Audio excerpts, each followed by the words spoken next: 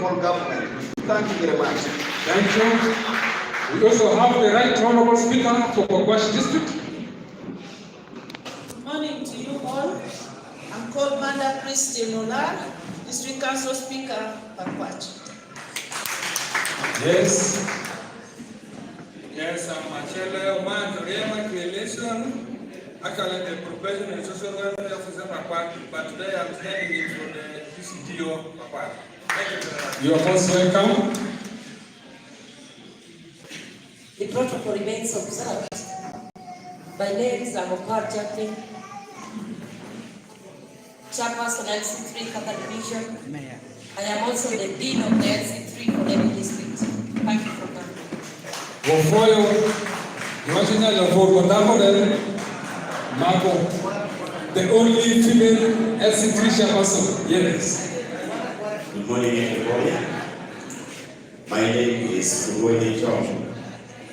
I am the district councillor representing all the persons in Zombo district.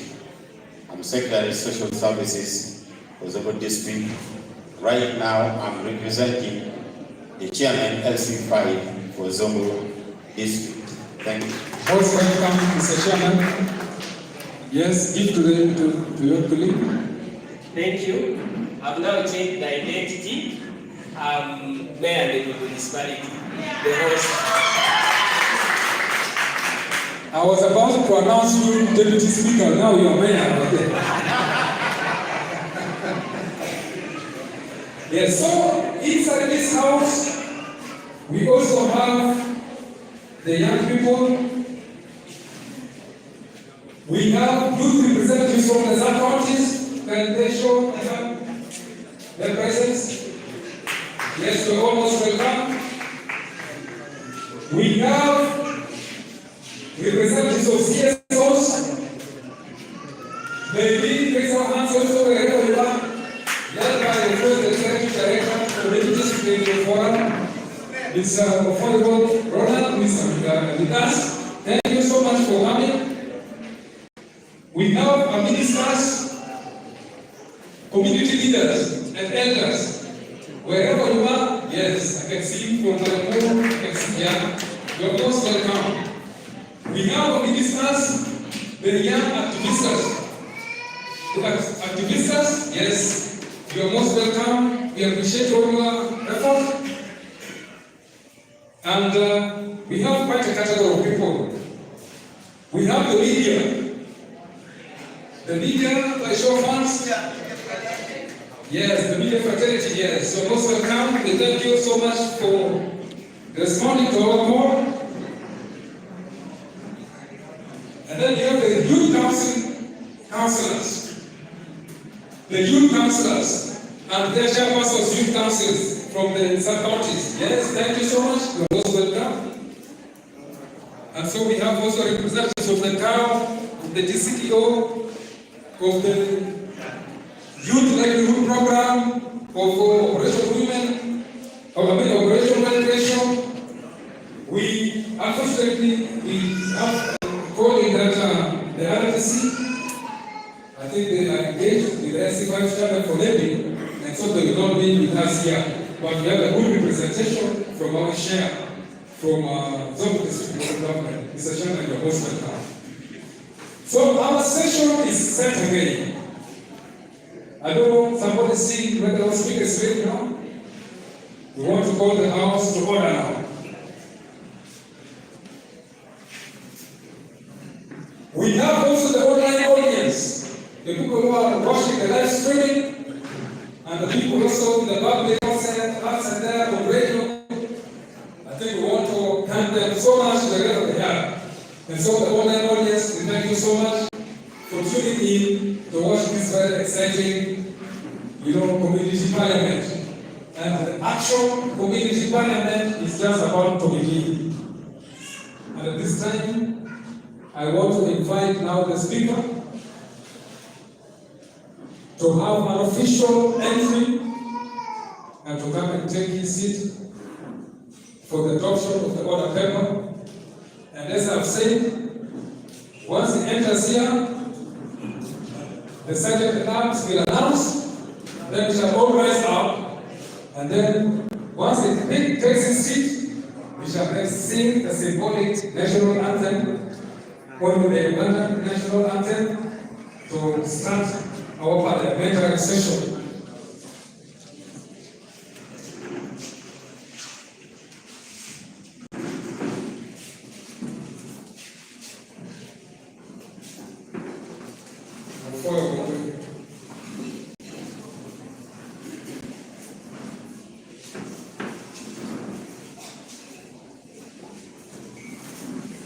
This is a very exciting thing happening for us, especially for the young people. And we want to thank you so much for being so vibrant and very enthusiastic. It's a learning point for all of us.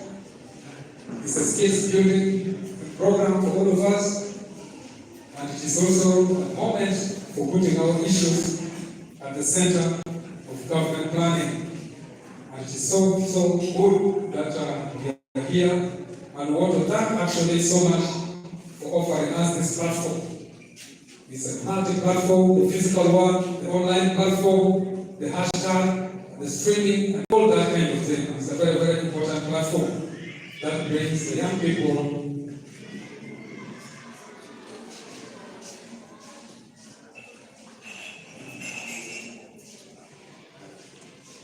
somebody has lost his notebook. So if you have a notebook which is not yours, kindly bring it here. Yeah, so this is a very interesting moment, and I want to thank actually so much for this opportunity that enables the youth, the young people, to come together with our leaders and all categories of people to discuss issues that affect all of us and affect the development of our districts and also our nation. And so it is a very, very important thing.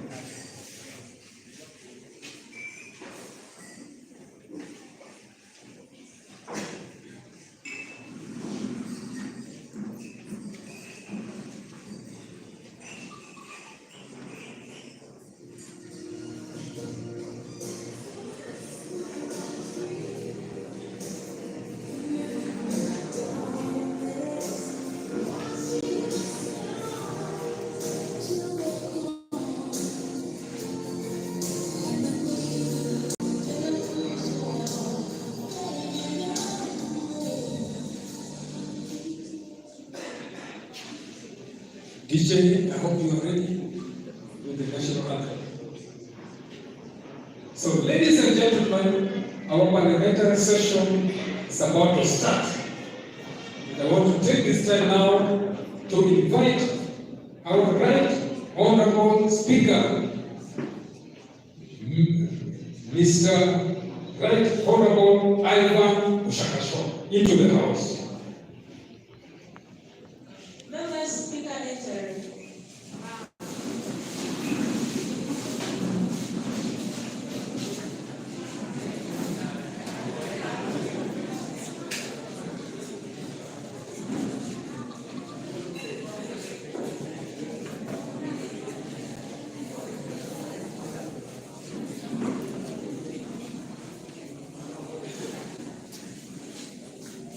The national anthem.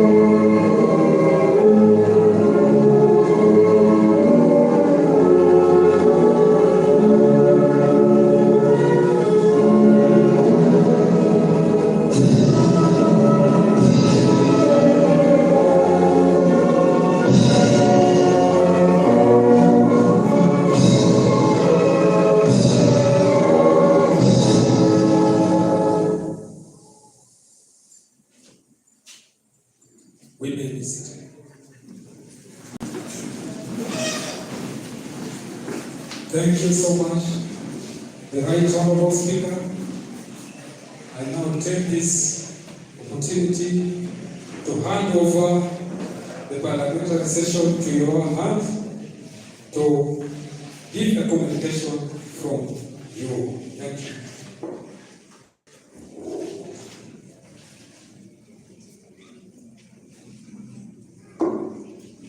Thank you. In the first place, I want to take this opportunity to recognize the distinguished guests, honorable members within this August House, ladies and gentlemen. Good morning. It's okay? Order.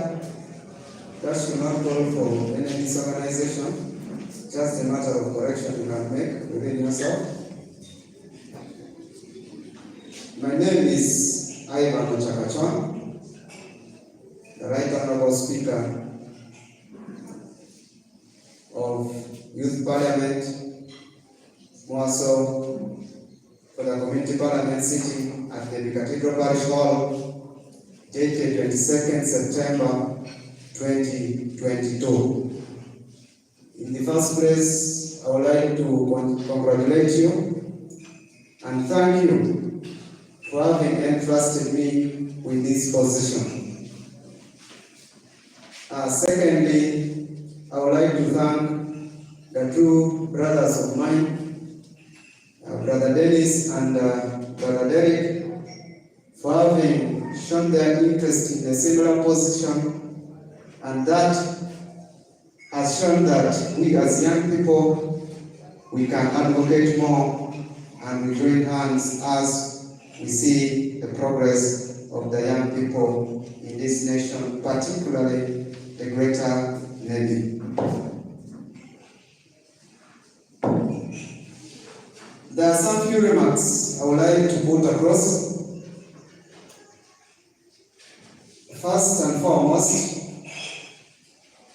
I would like to thank the young people who gathered or who took it as one of their roles and priorities to go and celebrate the belated International Youth Day celebration that happened in Gulu.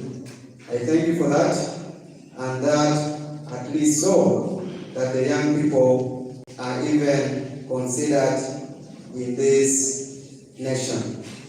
Now that today we have come to share ideas, to advocate, and to see the progress or success or to build the nation, Uganda, Greater Navy, in various sectors that might not cover the challenges or issues that affect the young people. But the few that shall be tabled, please, members of August House, let's try to discuss and hit points. Let's come up with clear recommendations as young people, because what we come up with now shall account in future and shall be able to either make us move ahead or let us move backward. Right now, the decision we make now will affect someone who is never existing now and has never or will never apply either to be in a rich family or a poor family, but you will stand responsible for it. As per today's community parliament, we have had our order paper that is being followed, and we are having motions that I believe some honorable members will move that shall be seconded. But I want to call for maximum cooperation. Remember, in this house, I will take full charge and take control over whatever is going to happen here. I will not speak much, but let's advocate as I wish you well, have a fruitful deliberation.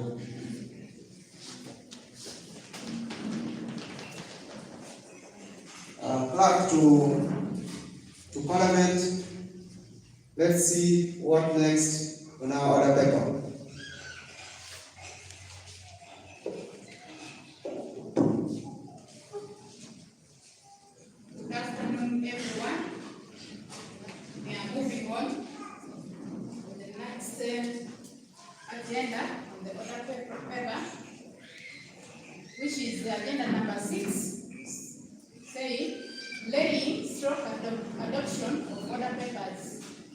presentation of young people issues debate, which will be 20 minutes for each honorable speaker. Thank you. Can we have one honorable member to stand up and move a motion for adoption of the order paper?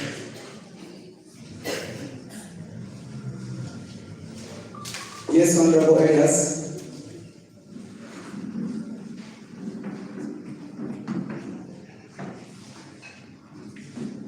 Honorable Elias. These people in charge, can you avail him with one microphone?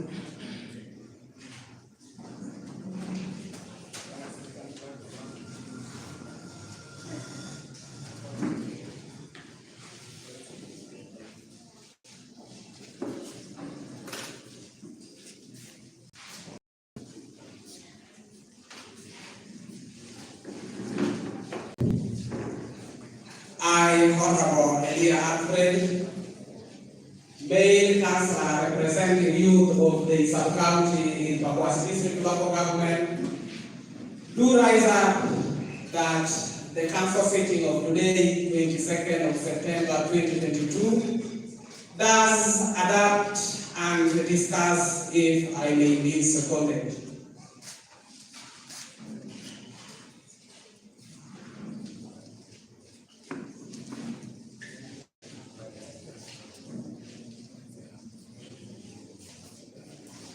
I, Honorable Shanaroma Gertrude, Female Youth Councillor in Yabea Sub-County, do rise up to adopt the motion.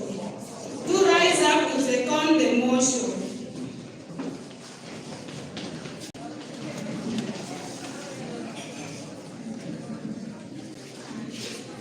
Can we have order? Order, please. Members, it's a session and it's not very good for us to keep moving while the session is ongoing. Please, security, you can take control, but don't harm. As we have adopted our order paper successfully, we can now go ahead to deliberate the issues that are affecting the young people. Most probably, we shall have a motion that I believe our honorable members prepared for to table before this house.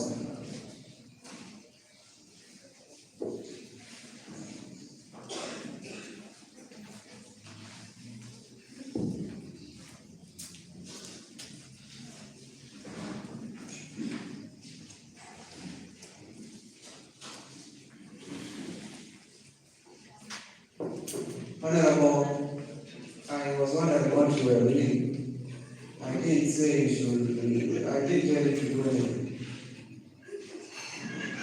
Anyway, it's not in order to do something when you have not been told to do so.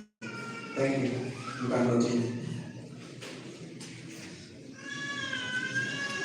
Thank you so much, the Honorable Speaker of Parliament, the Honorable Members of Parliament from the different counties within Greater Nairobi. That's all the Honorable Member of Parliament from Okoro County, Honorable Member of Parliament from Kabere County, and the Honorable Members of Parliament from the Nam counties.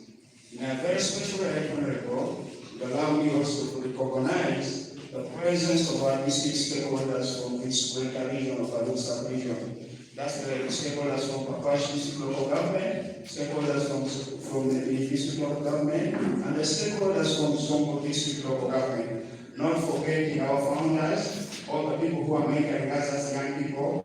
That's the Action A team. Thank you so much for the support you're offering us young people. Right, Honorable Speaker, together with the House, will allow me to begin by introducing myself. My name is Honorable Cosmas Omirambe, coming from Okoro County. I'm here, Right Honorable Speaker of Parliament, to move a motion on the deplorable states of roads within the Greater Nairobi. If you are talking of roads in the Greater Nairobi, Right Honorable Speaker of Parliament, together with the honorable members, you will believe with me that this is not something that we are starting to begin talking of right now. it has become a song in our sub-region. Looking at the Greater Navy will comprise of 3 districts, that is Zongo, Nebi, and Pakwash, with a population of over 800,000 people, and we border Democratic Republic of Congo and Southern Sudan. Greater Navy is hosting a number of tribes. We have a Luk-speaking tribe, we have the Dejuna, we have the Mali, we have the Kebus, and the Lendu people who are living in harmony within this region. I think this one is evidence, and everyone can agree. We have never had tribal conflict within our region, which is something so good for us. Then also our nation, Uganda, amended our constitution in 1995. That's supposed to be the national objective and the directive of principles to the state policies to govern this nation. Then also, this is supposed to give us a balanced and equitable development as spelled out in all areas. The state shall adopt and integrate and coordinate planning approach.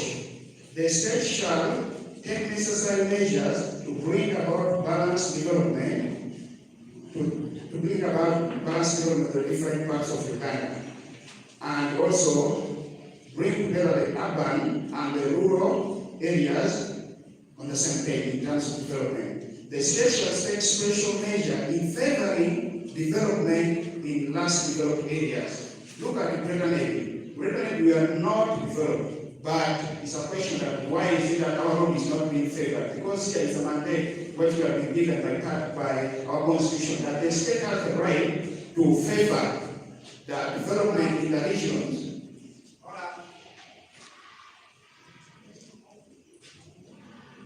Yes, order. Is it in order for the speaker addressing the August hour to speak to the audience to the speaker addressing the speaker? Honorable, it's not in order. If you have been doing so, we will leave. But honorable member, holding the state, I want you to tackle the issues and you put it for debate, rather than you making your own debate.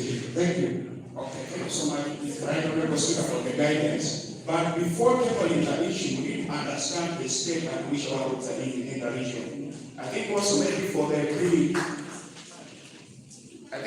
my colleague who mentioned the point of order, I would also like to inform you that I'm not addressing the Right Honorable Speaker. If you have to follow my address, I've been saying Right Honorable Speaker and the honorable members of Parliament in the House. So my address is to everyone. So Right Honorable Speaker, please allow me to proceed. Thank you. These are the issues we are facing under roads in Greater Navy. The people of Greater Navy feel that we have been denied services in regards to the construction and the connection to the national trunk roads. The only tarmac road that passes through Navy and Pakwash districts do not connect to major areas of economic activities of Greater Navy. For example, within Greater Navy, we have got major economic centers in Navy like Panimu. We have got major economic centers like Panimu and Wildlife, that's within Pakwash district. We also have major economic centers, Orusi Parongo, within Navy district, and in the Zongo district, we have Paidazeu, Wandalangi. These are major economic centers within Greater Navy. But the national road authority, Okumura, has not done much to connect these places and yet they are sources of revenue in this nation, not only our region. Then also, we feel that our legislators or our members of Parliament within Greater Navy have not been given enough platform by UNRWA. Yet the population are burdened with suffering. The citizens of Greater Navy have now reached at the point of an urgency for the issues of our road. Because just last week, Right Honorable Speaker, together with the House, we believe with me that the Minister of Works issued a circular or responded one to our MPs from this this region in response to our demand for the roads to be worked on. And they're like, our roads are not in the budget. And yet we feel like our road is doing a lot, or our region is doing a lot to contribute to the economic envelope of this nation. So we feel like our legislators have not been hard enough, and therefore it's calling us, the young people, the civil society organizations in the region, and the local government staff all come up together and come up with a uniform voice so that our roads can be heard. The people in Greater Navy use their roads to travel and do businesses and access social services such as health, businesses, and the people engaged in productive work, moving goods from one place to another. Then we also use these roads to create social interaction and sustainable social capital across our communities. The public states within the public states of our road within Greater Navy, and our bridges are right now in despair state. Right now, if you look at our bridges, I can give an example. Just a bridge connecting to one here has already collapsed. So that also hindering movement within our region, where we feel like something really needs to be done. Then also restoring and improving our roads in Greater Navy.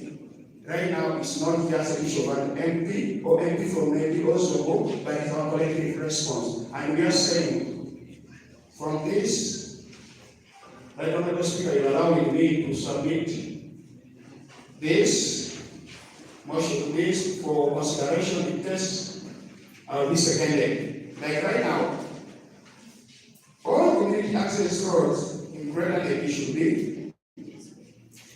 be worked on periodically and ensure that safety of road users that will contribute to the development of the region. Then also Goli, Paidazongo Road to Fora and Padiakaska to be budgeted for in the next financial year. Then fast track the visibility study for Tamaki, Panimur, Parongo, Goli Road. Then fast track the visibility study for Tamaki, Panimur, Pakwashwa Line, Rayokam Road. First, construct a flyover. The House together will agree with me that of recently we have been having a problem at the entrance to West Nile. That's at our meeting, Pakwashwa. You find that floods have taken over, people cannot move, so when people start. So we also put a recommendation here in case of this seconded, that the government should construct a flyover on that river so that it will ease accessibility to our region. Then also, not only solar paper, but I also recommend this. Because right now, our MPs have been saying on the state of body. Excuse me, Honorable. Yes. Your recommendations shall be taken at an appropriate time. Can you move the motion or take on it for discussion? Okay, Right Honorable Speaker, as I take on my issues for discussion, I would also like to bring one that let the young people, together with the district local government, again also adding in our member. We did not adopt the order paper with amendment, please. Okay, thank you so much, Right Honorable Speaker. At this particular time, I would like to table my resolution for discussion. Thank you so much, Right Honorable Speaker.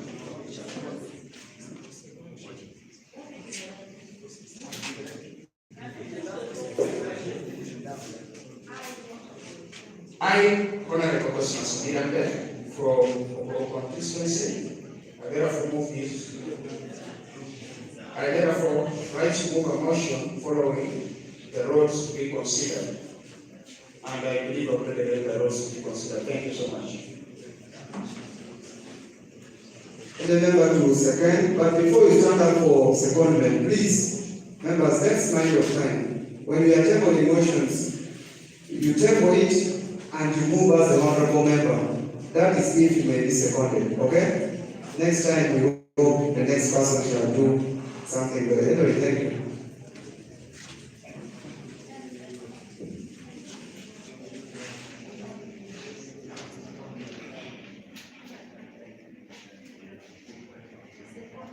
Yes, Honorable.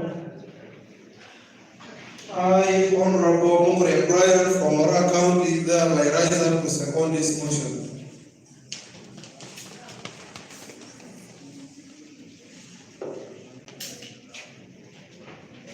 Members, as you come discuss, please, let's note of key points. Let's take note of key points. Let's don't repeat after the other, and let's don't tell stories. I welcome your recommendations and debate. Thank you. I, Atele Mugumavis, a youth from Paiga Town Council, I hereby rise up to second the motion stated by Honorable Mirambe Cosmas. Thank you. Okay, that was there, that was secondment. Wait, okay, it's okay.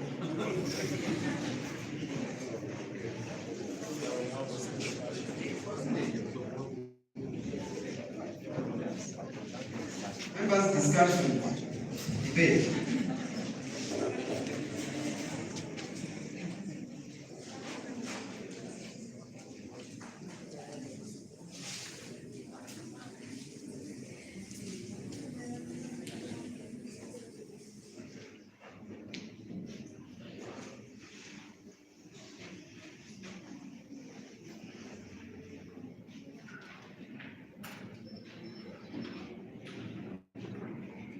Yes, Honorable Derek. Thank you, Right Honorable Speaker. Before I interject on the issue of the road, I want to congratulate you for taking the throne. Honorable members in the House, good afternoon to you all once again. The issue tabled for discussion is a great issue in a greater enemy. And if we say our leaders have not done enough, we would be lying. Our leaders have done. Our leaders have pushed in every gathering that brings in dignitaries from the state. We have tabled the issue of this road.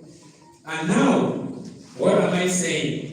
What I am saying is that, according to me, as the district councillor representing the youth in Zombo district, I think this strategy is not working.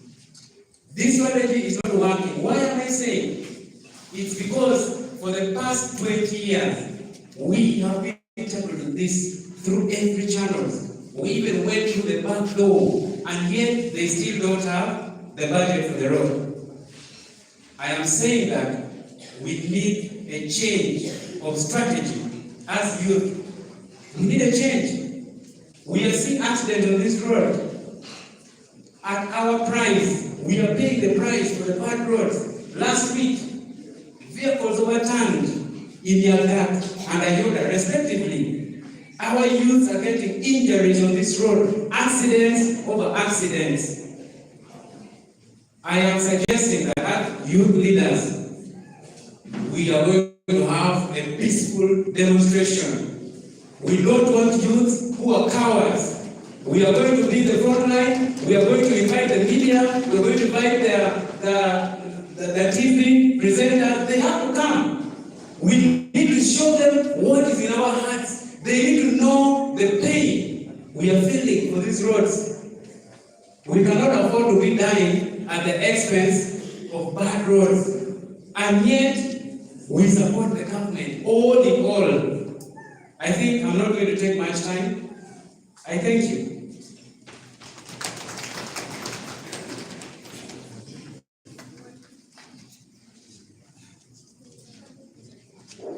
Yes, Honorable Jennifer. Protocol may observe. Jennifer Kilmer, thank you very much, Honorable Speaker. And thank you, Honorable Cosmas, for the motion that you brought. It is really a motion that everyone here has been involved. Why do I say that? All of us will use roads. All of us will use these bridges that are made in our community. I'm a person in your community. Last time I had people complaining about our MPs. They come very well campaigning. If you elect me, I'm going to work on the issue of road. The next time they come, they'll come with another manifestation. But forgetting that they made the right manifestation of working on the road, they just move forward. So we have elected you to go in the parliament to work for us, to develop, to make roads and infrastructure. So please, why are you sitting on your manifestation? So leaders, open your eyes, see us. Our lives matter as our votes. Your life also matters. You may be using expensive cars which does not fill these potholes in these roads. But please, kindly, like right now, the bridge and structure are washed away. So you find that a shortest route for someone living in a case locus to come to the hospital, there was a bridge, but it's not washed away. What do you have to do? Move from town up to here. So what are we doing here? Honorable Parliament speakers, honorable Parliament members, where do you see us? Are you going to help your nation? Are you going to help your region? Let's see what can help us better. Don't just go there because you're employed you to work for your money, put in your money and sit down. After all, your money is better than monthly. So, better for your community than your personal needs. Thank you.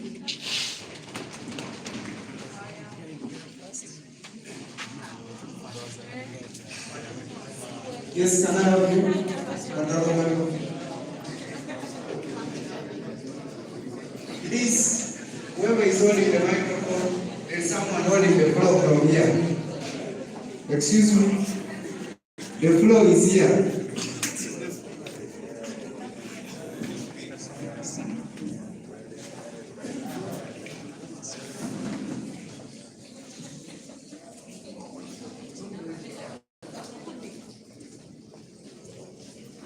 Thank you so much, Right Honorable Speaker, the duty bearers from the various districts of the Greater Navy, honorable members present in this floor. My name is Mungashel Fred. I'm one of the youth activists from Zombo district. I want to thank NGO, Action Aid, for organizing this great occasion. And if we are to discuss the issue of the bad state of our roads in Zombo, Nebi, and Pakwach, some of us shed tears. We have been lamenting, and our leaders have been trying their level best, but we are lagging behind in so many ways, especially in promotion of business. This bad road status we're having, it is making us backward economically. We have some great men and women who are businessmen, and they are doing great business here. If I can mention some of them, like we have Okabarok, we have Mr. Oyoma, General Store, we have JK. These people, they have great business in this region of ours. But because of this bad road state we are having in Greater Navy, is affecting most of their business, including the young ones who are coming up with businesses. I want to challenge our government of Uganda, especially the government of NRM, for lying us for over 38 years. It has been there in the system. Whenever they come for their politics, they always lament and make fake promises that this year it will enter. It is already in the design. The road is already in the design. We shall put it in the budget. We waited for over 38 years. Now, to me, Honorable Speaker, if this motion can be put, if this motion we shall have some people who can stand with us and we organize demonstration to block Goli Custom, because it is useless for the government. We can block also Pandaya Custom, because they are giving a lot of revenue to the government of Uganda, but they are paying us with tears. Honorable member, in 1 minute, allow me to give a history of the glory of Alur. In 1940, our great-grandparents donated land to white. Those days they came as Christians, as religious. Our great parents gave land, they planted forests in Sombo, Awang, Lendu, Osi, and Apora. About 1 million acres of land before even we got independent in 1962. This government came in 1986, they came in 1998, they started pouring 9-ply, they started pouring white load, they started failing our forests, and they does nothing to us in repair. Therefore, I want to challenge this government, if this can be adopted, we shall demonstrate and move to President Museveni ourselves to face him if our leaders are failing to face him. Thank you so much, our honorable members. I will beg to submit here. And finally, if they cannot compensate us by tapping our road, this 140 kilometers road, in this coming financial year, I will stand and lead that demonstration myself. I beg to submit. So you want compensation, not service delivery? Okay. For the forest, we need compensation. It is okay. And then, lastly, Honorable Speaker. Order. That matter has been ruled already and noted. Thank you. And I'm glad to counsel, or glad to Parliament, hope you took note of that. Thank you. Please, I may invite more 3 debates. We are having a lot of other items to debate on. Can I have, please members, when you hold the microphone, introduce yourself. Can I have you to? Yes, thank you very much, Honorable Speaker, for catching your eye. I'm Honorable Lydia Tekuala, an activist from Benin. It's very true that we have a bad road, but there is one thing. However much our leaders are telling us that they have done enough, they have done so much, and the government is not hearing them. But there is one thing, it is these leaders of ours that are letting us down. Why do I say this? Last time, because of too much flow of rain, we had problems with our roads. But one of us, the activists, came up with an online petition that we are signing. Just because of a word that has been used by the last person who submitted, the last person who submitted, the president has lied. He has been summoned by the stakeholders. What is that? It is true he has lied since he joined the government. And just because he has used that word, lie, he has been summoned. Are they not the ones who are really making us lag behind? So, what I'm appealing is one. Our leaders, we have elected you. Please don't be proud that you sit on issues that the young people are deliberating on. Send our voices. The way we have written it, send it like that, so that they see that really our heart is not happy about what they are doing. I beg to submit. Thank you. Yes, Honorable.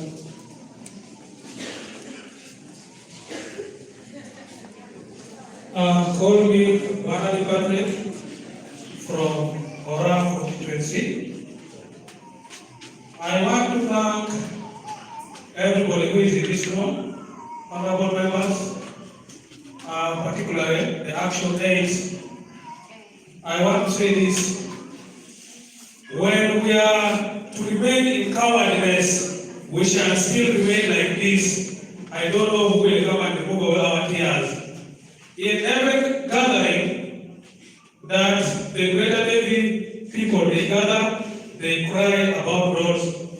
But what I've seen is that our leaders, they are not united and they are very coward. Instead of talking straight on what to be done, they don't talk on it. I want to support my honorable member who said that we should demonstrate. I'm going to give one testimony. When Karuma to Arua Road, it was on construction, or tarmac, they were tarmacking that road. The Bunyoro kingdom, he mobilized these people. They wanted to move from Bunyoro to Parliament up to Museveni. They wanted to say, how can our rural people start in 8 hours is like this? And then for sure they started moving. Museveni said, no, don't move. Let me work. And if you recently have been in the border, if you see roads in the border, you don't believe. The road that connects you to over here, you just as if you are in your own house. You see, so when we live in cowardice like this, we shall not succeed. I always say that if we can go and demonstrate, it will be better. We are talking here, others will begin betraying us. They will say, have you heard the youth of Britain what they were saying? So they will begin betraying us cowardness. So I would like also to stop that. Thank you very much. Okay, members, please, some little guidance on what we are going to do next. If you want to speak, please, can you rise up? Because I cannot see anybody. People are just. Can I have Honorable Wakuma, a gentleman in a black coat? Thank you very much. Honorable Wakuma. Order. Members, please. I am the district councillor representing the great people of Banjul in the Pakwanya District Council.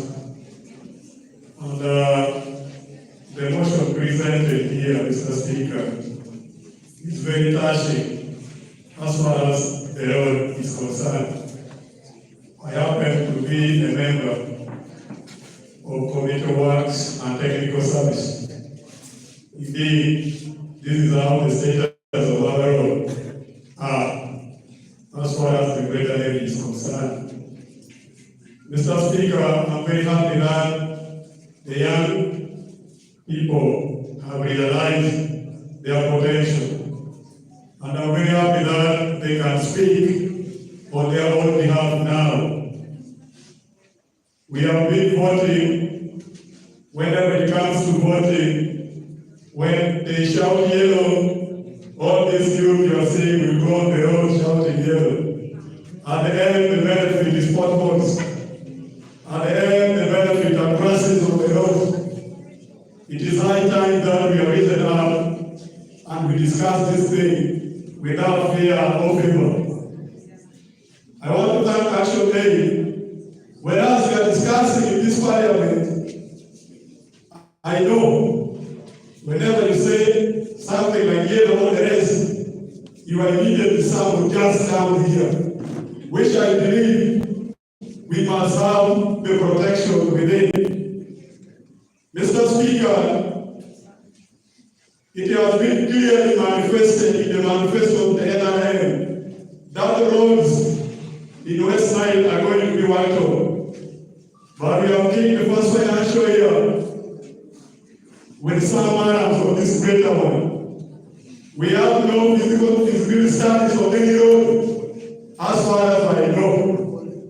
There is even no plan for construction of these roads. And when it comes to 2025, 2026, we shall again say yellow. And that's why we are going. Mr. Speaker, what is very paramount now is to strengthen the West Nile Parliamentary Caucus. Our members of parliament, they are aware that we have a problem with the roads. When they go to parliament, you will get them going to Committee of Education, going to other committees. And yet, for us, our main purpose is to strengthen the infrastructures in the greater Delhi. If at all we had one of such in the committee, we shall have voice, and by this time we shall have our district fixed in the budget. Secondly, I must inform this House from my own understanding that the budget which are always allocated for roads to the different districts are always not enough. For instance, last financial year, Pakwai district had around 280 million for the district roads. But out of that small money, we received only 50% to work on the road, inclusive of salaries and allowances. Now, how would you work on such a road? Therefore, I call upon our member of parliament, if there are different caucuses, even our speakers, the district speakers, if there are different caucuses, even the chairperson LC5, if they are caucus, to stand up together with the youth and advocate for the construction of the road. I beg to submit. Thank you, Mr. Speaker. Thank you. Members, please, before we proceed, we are moving on well, I appreciate. But at least let's give chances to our young ones who are disabled to also say something about this motion.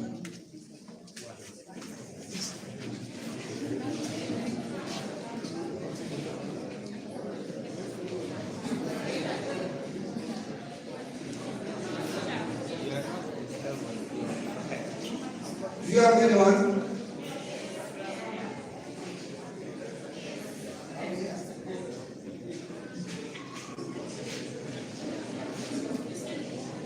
Please, media personnel, I need to observe some.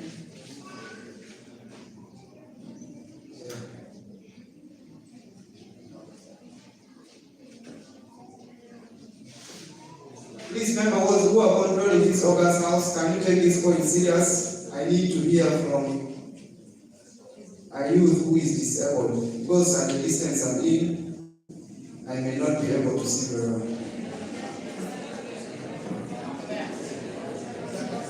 Please, it does not call for any noise. Can I have Honorable Sam at the back as the second last person to debate on this? Please, 2 minutes.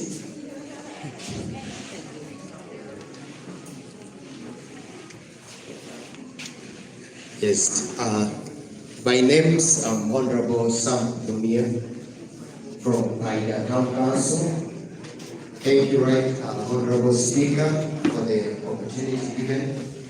And to me, I see this motion is the most important. And I would request by the time we end this, if you can give us a date to demonstrate, would be the best. Why am I saying this? When you walk in Uganda, the worst roads are found in a new place. Because all the border places in Uganda are tarmac roads. You go to Malaba, you go, all these places are tarmac. It's only our border lines which are not tarmac.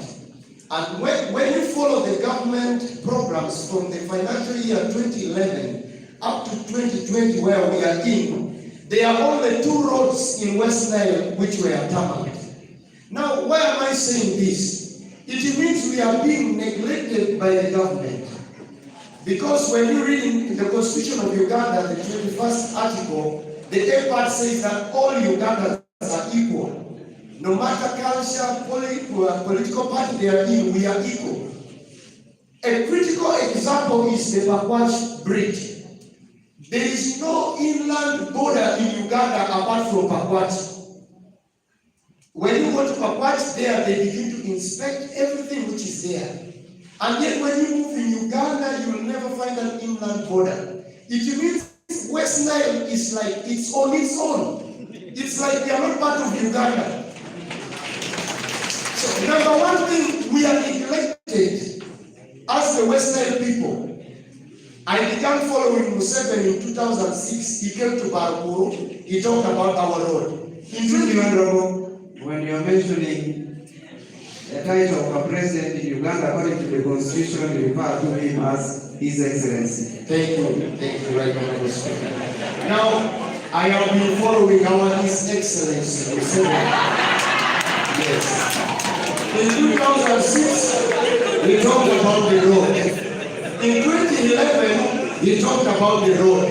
In 2016, he talked about the road. In come to Pioneer, he remained in Navy because he knew we were tired of his lives. As the youth, this is our time to take the mantle in our hands. Let us not wait for leaders. I like what Martin Luther said, that if you have not found anything worth dying for, your living is useless. Let us find something from dying for, as the youth of Alu, as the youth of Papach, as the youth of Navy, no matter which district you come for, let us begin a movement that is unstoppable. Thank you.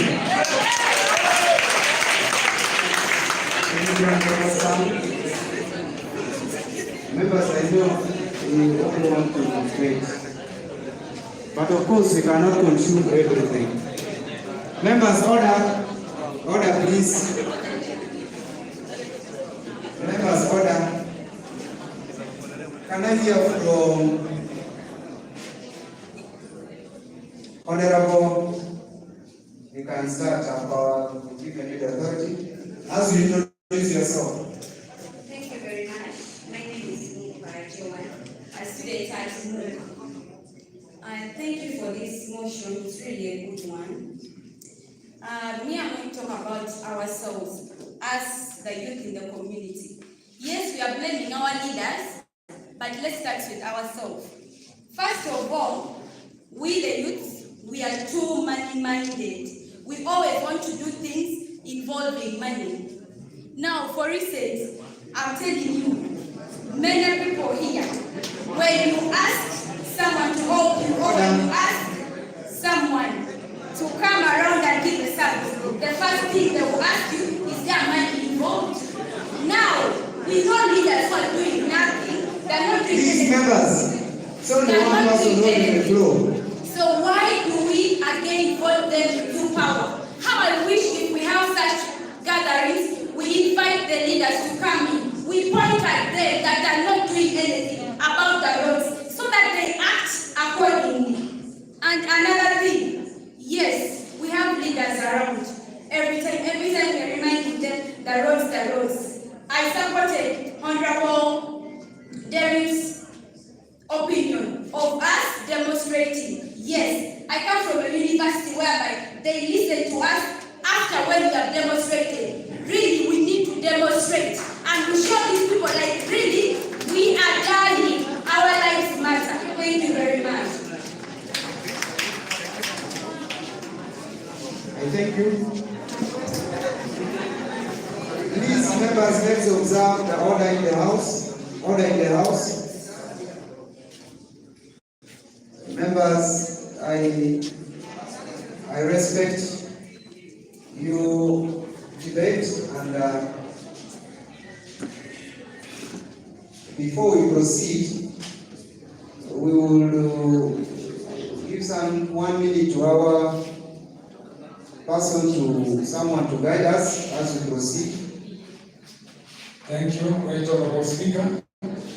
Mine is only just a quick guidance that as Sharon guided at the beginning of this, she said that this is not a confrontational discussion, right? It's not confrontational, it's not also to attack our leaders. Are we together? It's just to present our youth issues and our state of services, within our districts to our leaders, so that at the end of it, they're going to make commitments, to respond to some of those issues that are raised. So it is not supposed to be confrontational, it's not supposed to attack our leaders, but to bring our issues in a very meaningful and constructive way. And I pray that, Right Honorable Speaker, from now on, we let us just focus our energies to make sure that we bring out the issues without necessarily attacking our leaders. Are we together? Not attacking our leaders, not attacking the person of the president, and not attacking any of our local leaders. Because the whole essence of the discussion is to, by the end, come up with a meaningful commitment that can now be presented to all these leaders so that they can now work on our issues. Also informing you that let's have order. The state of roads petition in Greater Delhi, the petition is with Frank Oroba. So for those of us who haven't signed, we can amend our signatures to it. I can see this here. Yeah? It's here. So we can amend our signatures to also continue with the debate. So thank you so much. I pray you take up this guidance. Thank you, Honorable Speaker. Thank you for the guidance, but of course, there are some debates that will attack any leader who is not doing anything. Even though so we can have a very good discussion. Let's leave the last discussion to Honorable Amos from Zombo, who will say it on this, and we receive some guidance from our colleague. Thank you. Thank you so much. My name is Mr. Ramos, the District Chairperson Council, representing the young people of Zombo District. Yeah, when we talk about the bad state of our roads, we should also emphasize that we are not trying to make an issue of maintenance. Because the nature of our roads, they don't need any maintenance, but they need the whole structure to be shifted from Adam to Tama. That's one thing we need to talk about. We don't want to see people coming to maintain these roads. We want them to come and tarmac our roads. That's the first thing we need to note. Then secondly, a colleague said that our leaders have presented countless petitions or letters to the various ministries and UNRWA regarding the bad state of our roads. But one thing I do understand and I do know is that they have been presenting those things as individual leaders or members of parliament, not as a team. And yet there is a very great strength in unity. When you look at other regions, like maybe Arua, Asholi, their leaders are united. They do the thing for the goodness of the community, not for their individual benefits. It's so unfortunate that our leaders want to do things so that their needs can go high individually, leaving the rest people who can give them the relevant support. So as long as we continue working independently, nobody is going to take us seriously. But as the moment we realize that we cannot achieve this thing as an individual, but rather as a team, we shall go to a greater height. So when you look at the whole of Alur sub-region or the greater Alur, maybe we don't have a tarmac road. The other road from Pakwach to maybe is simply because they could not just construct from a road just like that. It's just not our road. So let us get united. When we work as a team, we shall achieve much better.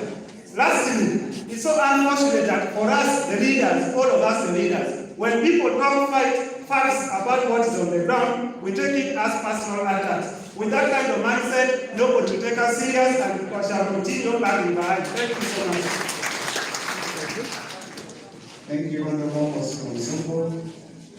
I now take this opportunity to say the discussion on the first motion has been tabled, debated, and the clerk to Parliament hope you are doing due diligence.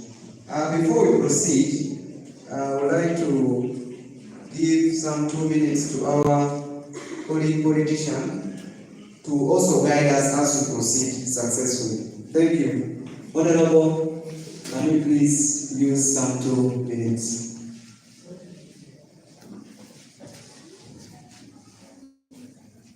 Thank you, Honorable Speaker.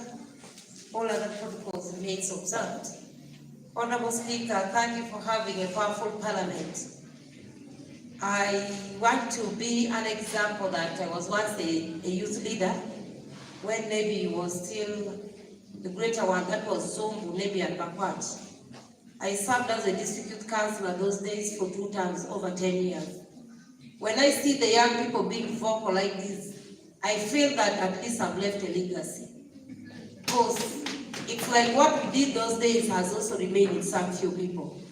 But I have a bit of guidance in this way.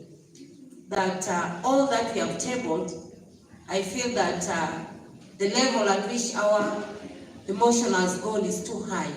The points are flowing very well and they're so beautiful. But I feel that being too emotional when you want to push a point can make you lose the point that you want to, where you want to drive, the destination where you want to reach. So the little advice I might give might affect someone, but I'm saying that let us go, but the tone there should be flexible so that we can tap something. It is true that as leaders, we have tried, we have talked at political level, whether you are a civil servant, a politician, cultural, religious, people have talked about the roads. Today, when you rise in the community and say that, I am a very strong NRM, that one I cannot lie to anyone, a very tough one. When you come, I can analyze things with you, I'll never quarrel with you, but I'll let you know that what NRM does. There are some weaknesses that we have indeed. The road is not good. I cannot say that I am an NRM, then I stand and tell people that the roads are good when it is even bad. The ones who are dying on the road doesn't mean that all the NRM are dying, all the opposition. Everyone is losing life. For example, Tukia Hill. We have lost so many people. Now that we are trying to put issues ahead, this is fine. Let us look for the right way how to put it. When you talk of demonstration, let us see when we begin demonstrating, what will be the result of the demonstration? When we write it and take it somewhere, or we bring a team out of the youth leaders, Zumbu, Nebi, and Bakwash, where will it go and how will it end? Those are some of the things I wanted to put ahead of you. Otherwise, I don't want to see, you know, with the demonstration, it's either a peaceful one, it might be, we might say we are going to have a peaceful one, but who is coming to us after we are demonstrating? And how are we going to make it more peaceful? Thank you for listening. I beg on my knees. Okay, thank you for your guidance. Hope you will take what you should have to take. We are proceeding to the second motion, which I believe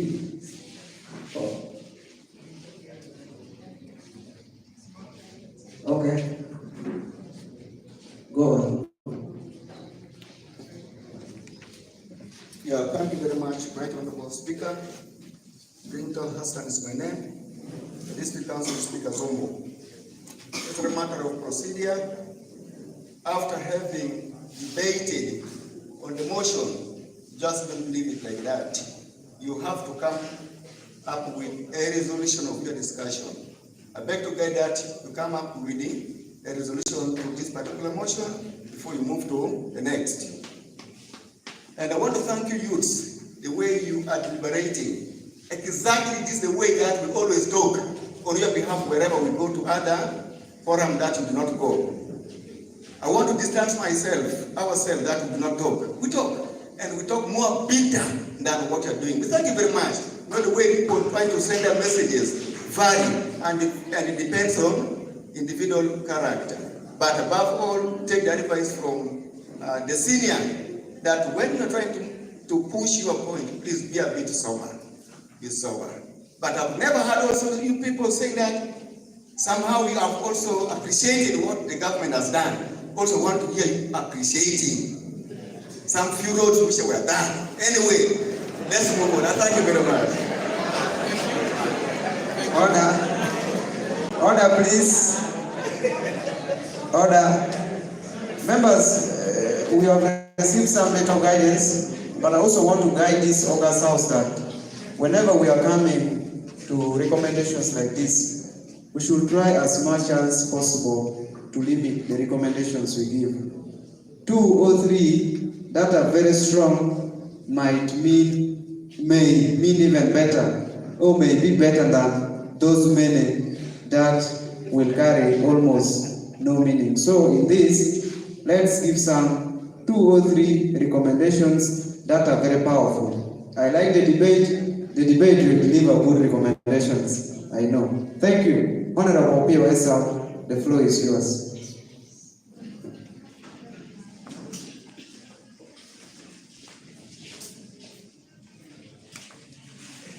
Thank you very much, the Right Honorable Speaker. By name, I'm Paul Pio Isao. I'm the chairman of SDT Pajamisa County. I like one thing that I've left the age of youth just recently. But I have been an activist at the highest level. I want to tell you that people know me very well, from the leadership from the school up to the universities, about the guild, and the rest. But there's one thing I want to tell you that youth activists, when you're in action maker and youth activists, sometimes you are very vibrant and the foundation make you go further. Most of those MPs you are seeing, this is the foundation. I'm telling you, because we need leadership and we need a leader who are effective representatives, who can help youth and deliver efficiency. Some of the leaders we have, like right now, although we are invited for today's debates and discussions on the contentious issues, but we have some of the leaders I was expecting them to be here in front of us, like the Honorable MPs, all MC5, and the District Speaker, without any delegation, because this is a very contentious issue that needs all of us as the greater role, the greater lady, to be here and stop and come out the way forward. Before I want to give the testimony that those who big in Parliament, I was one of them, you know, those of the government, and those guys were from Kerala and Jammu. I just in the government and some 6 people were arrested, and because they took yellow in Parliament. But I was also among them, and 3 of us survived. We took off. The tear gas was very hot. We could have finished by this time. There is one thing, I was an activist actually, but the way I was going, the gear was too high. By this time, I would have not been in the system. I want to tell you very open. Chairman, this is summarized the background and recommend. Very good. What I'm recommending right now, on the issue of our senators on the road, we have national leaders and start several times. We have met some of them, even in law, that are very close to the president. We have discussed the issue. We have member of parliament. We have Western talkers. We have some as the chairperson. They have been trying to push the issue of this road. But there is one thing I want to tell us. That sometimes it's very hard. When we are having and pushing things, the elephant refuses. Nothing you can do. The best option right now, option number one. Right now, this day is community parliament. All of us are here. What I'm suggesting, number one, let's all put our views together. And after this one, we take on the possible, we have to be the president. Because others are region and other region. Use together with the cultural leaders, religious leaders, and take on and appoint president. We want this son of this excellent, the president here. Why are these ministers we are having here, Brigitte and other MPs, plus the cultural leaders, the LC5, RDC, we have this parliament of youth which are forming today. Together with some of us leaders in our forum, we have also. We can write to be the president. If he refuses for us to meet him, I have very soon he's going to cross the west side. We are going to start blocking the bridge from Papua. A peaceful demonstration. I'm very ready. I give you several times a chance for people going. And right now, let us get a solution to the problem. Before we go in, we may face the tears. Some of us will pay to life, for which action maybe will not pay for our life. No, I'm not proposing a new one. I'm summarizing. That's option number one. And option number two, in my own view, we have the business community that we sit in several meetings, and we have political parties. We have the old chairperson. Last time they wrote a letter, they want to be president. Let's first channel them together. What we are going to discuss here, let's get what the leaders have discussed, what the parliament has to their views, and the NRM parties leaders at the district, so that we move at once. That's one people moving to same agenda. This is what I can recommend in order to help you go smoothly. But after the table, if our issue is not hard, then we will have action. That's noted. Thank you. Can I have some other recommendations before I give the speaker of Papatos to comment something? Yes, Honorable.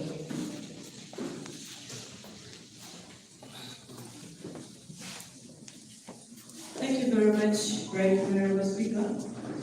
My name is Atuma Fatuma from Pioneer Town Council.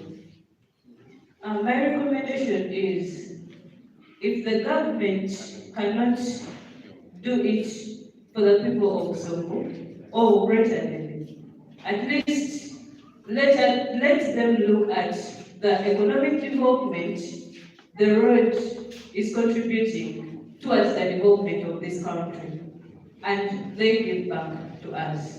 Thank you. I thank you for your being brief and so observant of time. Thank you. Can I give some little opportunity to the district speaker of our district local government to also guide as we proceed with only the last recommendation after her? Thank you, Mr. Speaker, sir, and members of this powerful August House. I want to thank you so much for this power. I am really humbled to be part of this powerful engagement with the youth, and I want to appreciate everybody who has made it here. Indeed, we are not wasting time here. I just want to begin by giving in apology from the district chairperson of Pakwach. He was supposed to be here with us and together with the RDC. But as you can see, even the one of Nedi is not here, the one of Songo is not here. They are having a regional budget conference in Arua. That's why they could not make it. They decided to give priority to the other one. However, we are here. I just want to give a small guidance on the road, the debate on the road issue. As we debate, and I know we are about to conclude on this, I want to say that as we deliberate on the road issues, we need to take into consideration that we have two types of roads. We have the district, the road that is being taken care of by the central government. That is the other road, like these other roads that connects district from one district to another. And then we have those other access roads. Those are roads that are being taken care of by the district local governments. So as we debate, let's take into consideration which roads are we holding, which leaders accountable for.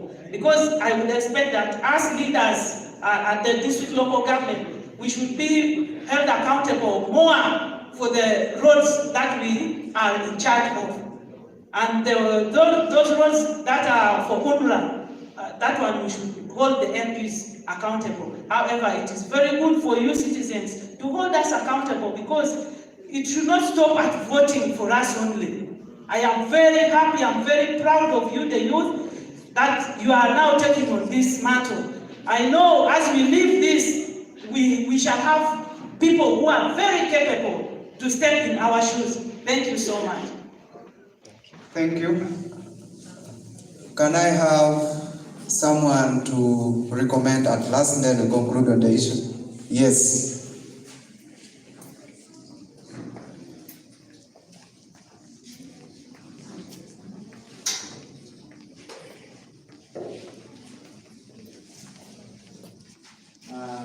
Thank you, Mr. Speaker, Right Honorable Speaker, the distinguished delegates from different capacities and from different regions from where they are representing. I have a recommendation. My name is called Okecha Richard, the youth chairperson in the municipality, the place where you are. One, according to the state of the road, indeed, we are facing challenges as youth leaders and the youth and the different people.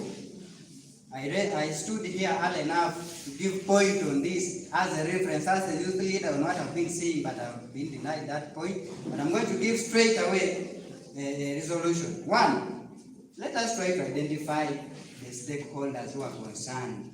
As youth leaders, we are representing the voice of those who are outside there. Let us identify those who are concerned. We have the LC5. Let us write to them. They should be held accountable. Let us write to the MPs, the ministry concerned, and we identified, as the Honorable Speaker of Zombo said it, that we should know which roads are accountable to different people.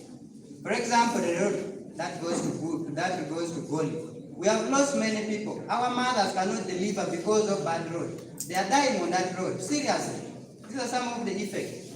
And also what I'm suggesting as a youth leader, that let us provide a scorecard to these people, the responsible people. Let us try to appraise them, and we come back here and speak each and every person's contribution according to the development of Greater Navy. This one we shall hold them accountable, and next time we shall say, no, you are not going anywhere. We stop you from going to Parliament. Thank you. I beg to submit. Thank you. I now take this honor to close a debate and recommendations on the motion of deplorable state of roads in Greater Lake. Therefore, I again allow this House to proceed into another discussion, and I hope you have heard this before, and may I then see or observe one member to come up and move a motion on youth inclusion in public service delivery. Yes, Honorable Victor.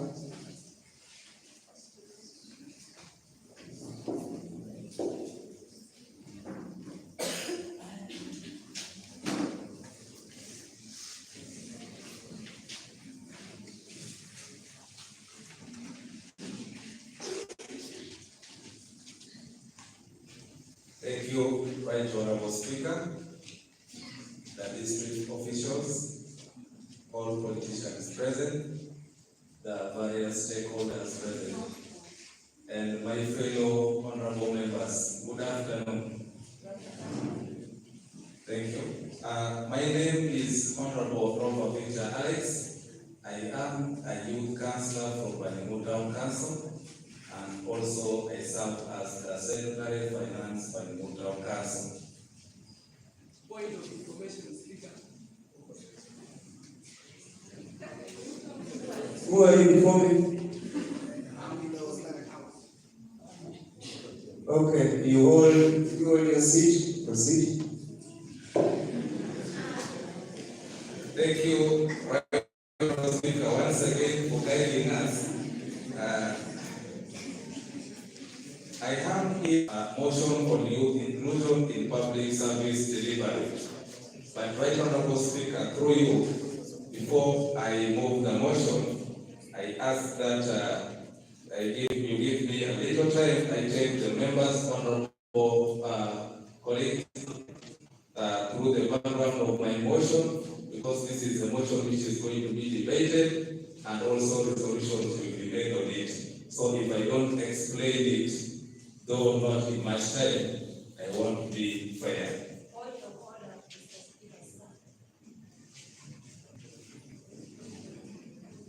Is it in order for the person, for the honorable member who has come to move a motion to go straight without even moving a motion before it is approved by the council? I think the honorable member holding the floor was very clear. He has to move a motion after he has stated the motion, talked about it, then he moves it for secondment. Okay. I check the procedure. Procedurally,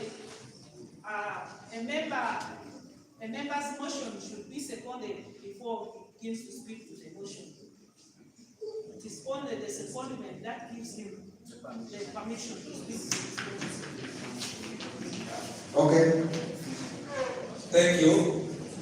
I think we have not made much mistakes, but I think I also put this still to the organizers and the clerk who designed the motion. I think the format wasn't all that good. But to move rightly, as the principle for the procedure state, let me begin by High Honorable Robert Victor Alex.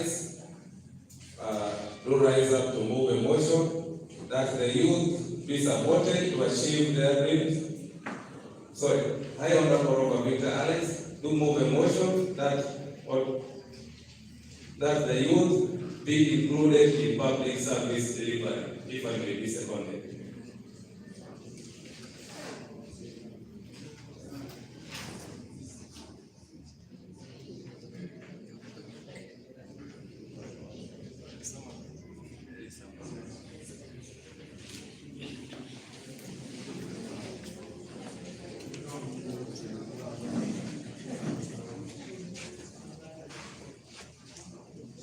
I, Honorable Raymond Rojas, do rise up to second the motion. Youth inclusion in public public service delivery.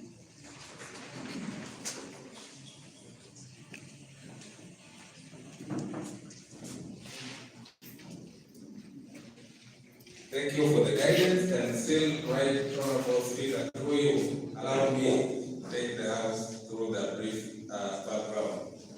Youth in Nairobi district, the Greater Nairobi, present an immense yet untapped potential for national socio-economic development. This community parliament provides a platform for the reflection on the situation of young people, but also to serve as a reminder of the necessary policy and problematic shifts to mainstream the active participation in and contribution of youth to district and national development. Right, Honorable Speaker, through you, the youth generally are not involved in decision making in this country to the extent that we need. We are involved, but not to the extent that we should have been involved. That's why you find most of the decisions already made from the top level, but these youths you see here, who are the representatives of the many outside there, end up facing the consequences of the decisions which are taken, made and taken by our top leaders, yet these are the people who suffer from such decisions. Secondly, often young people face numerous challenges due to lack of commitment and the political will by the leaders and some organizations to further organize and inspire the diversities of young people in the district and country at large, not to sit back, but rather to do something to change their status quo. Right, Honorable Speaker, sir, through you, our youth are never considered. Most of the challenges which are brought to the youth are actually generated by our leaders, our politicians. Our politicians are not committed. If I say this not to offend any leader, but to defend the rights of the youth who are here and outside. So most of our leaders are not committed. They lack the political will to serve the youth. And the youth, that's why we have those challenges of unemployment and all those others, including the previous one which have been talked about, simply because of lack of political will. Right, Honorable Speaker, lack of intentional engagements of young people by political parties, political aspirants, candidates, and policymakers at various levels of governance to willfully enroll programs to empower youth at local level so as to position themselves, embrace, and effectively utilize the various government and other organizational livelihood programs that target the youth. So in most cases, the youth are brought unintentionally. Mostly we can witness this during campaign trails. You find the youth being used, but they are simply using us to get votes. They are not using us to better our future. They are not using us to improve our livelihood. They are simply using the youth to get the maximum votes which are needed to gain their seats. So our youth, we should watch out for that, and we seriously need to take such notes so that we improve. Through you still, Mr. Speaker, sir, young people face challenge of commercialization of politics at all levels by different political players to high-level political grounds. In addition to that, the cost of nomination fees for the various political positions put the youth at a disadvantaged position. I still recommend the Speaker to be involved in your election. And but after this, other elections, you find the nomination fees alone, our youth cannot pay.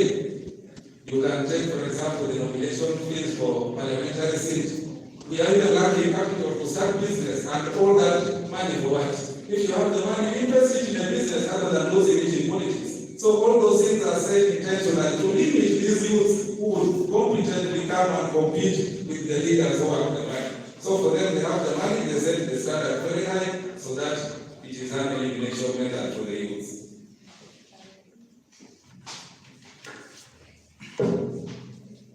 Right, Honorable Speaker, sir, through you.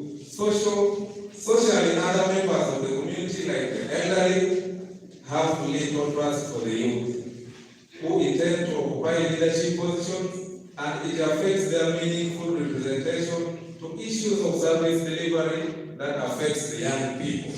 Now, what do I mean by this?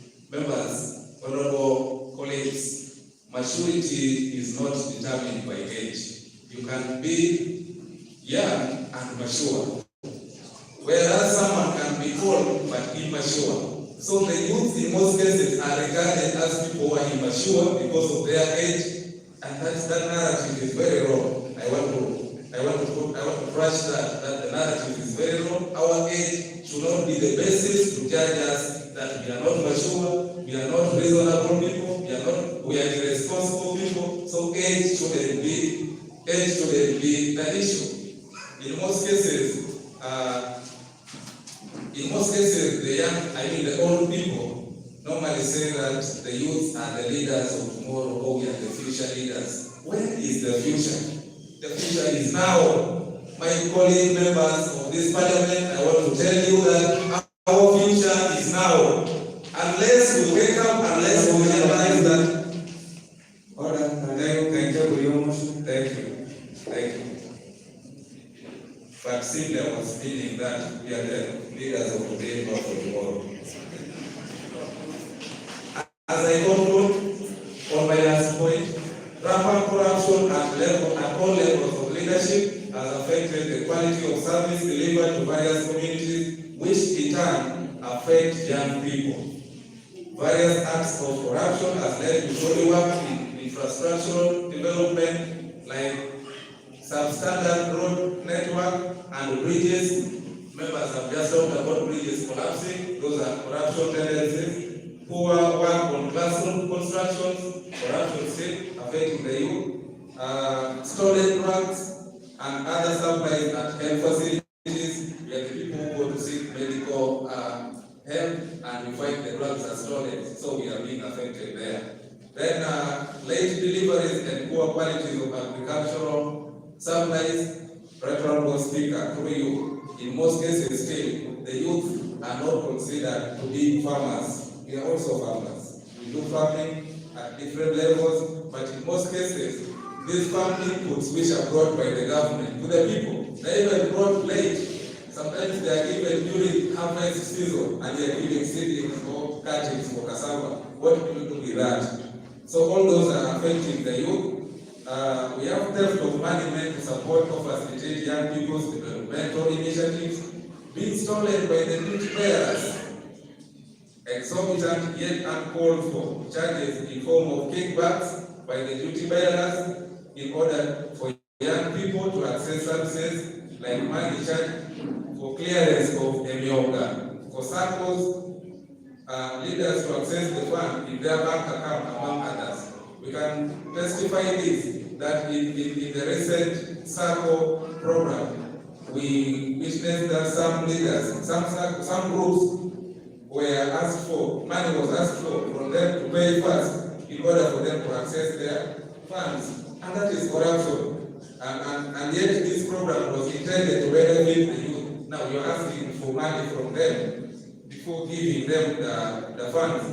That is corruption. So having said all of these issues which are affecting our gallant youth here and those millions of them outside there, since we form the majority of the population in the country, I do therefore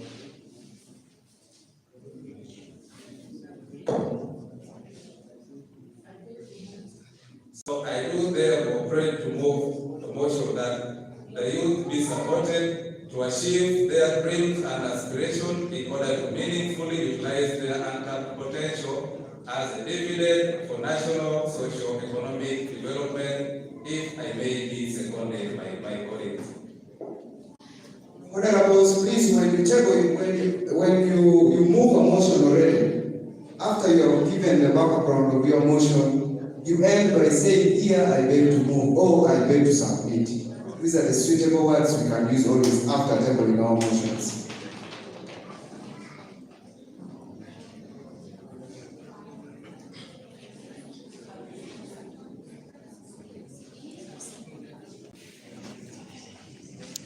Okay, members, thank you, Honorable Victor, for having tabled for us the second motion for discussion. Please, members, here is where our cry as young people has always stood on service delivery.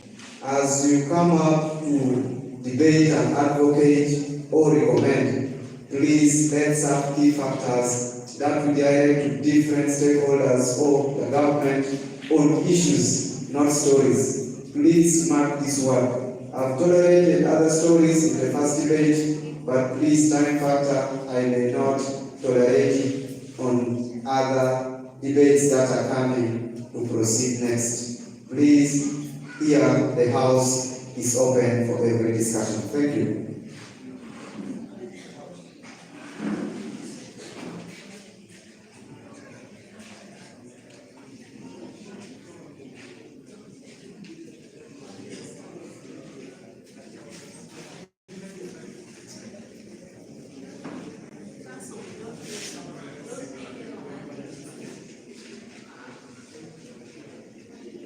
We don't have a debater, we don't know the matter. There is no honorable member who is ready to debate.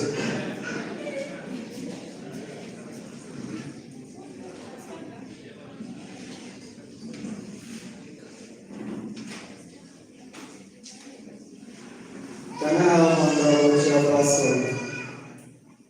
youth council Zombo, or town council, something like that? Thank you so much, Right Honorable Speaker, for giving me the opportunity to deliberate on youth inclusion in public service delivery. Once again, my name is Cosmas Omiranga from the Town Council, Youth Chairperson.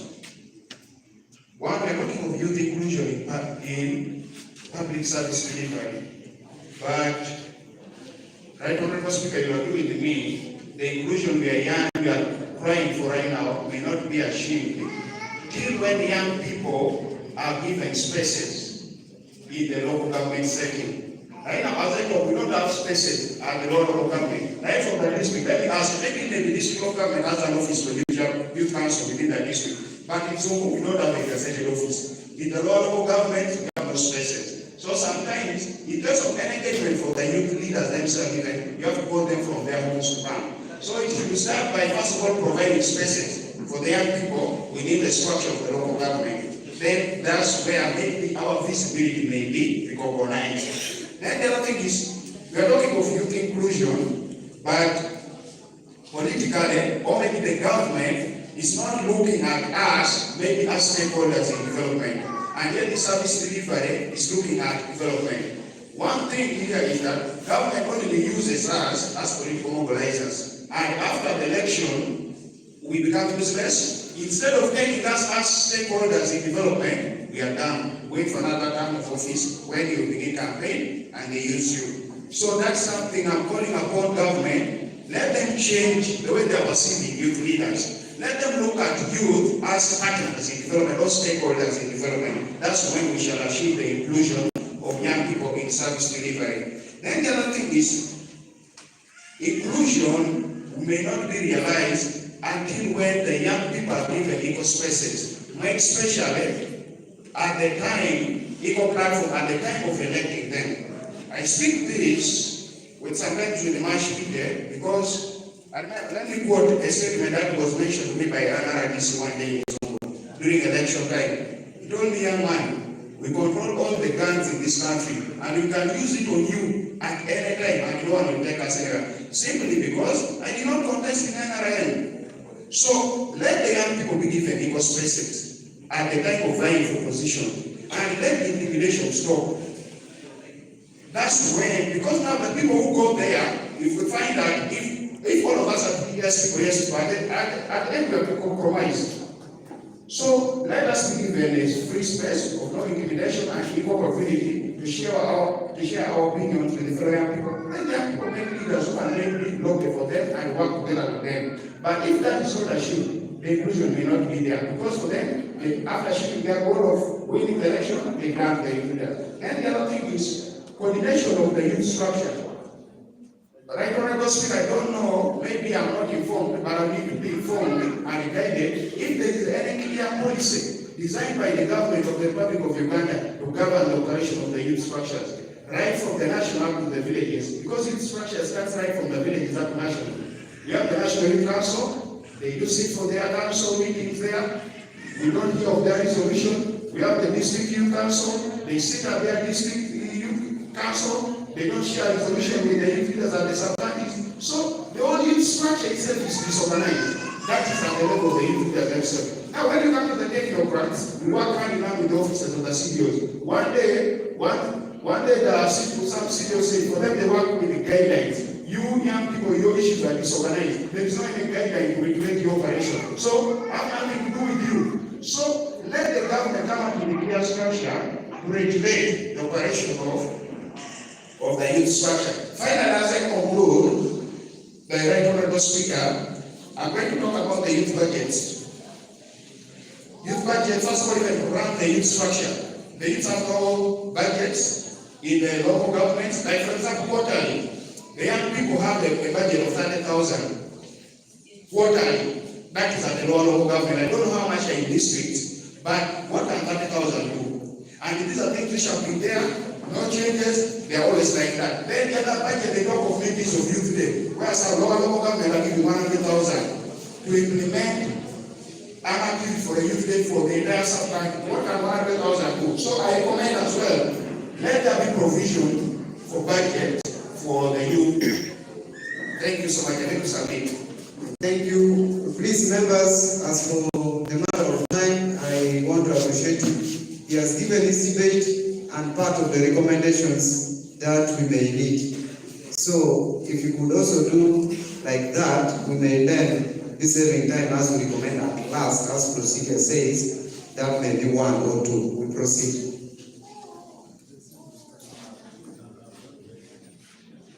Yes, thank you, Honorable. You hold the floor.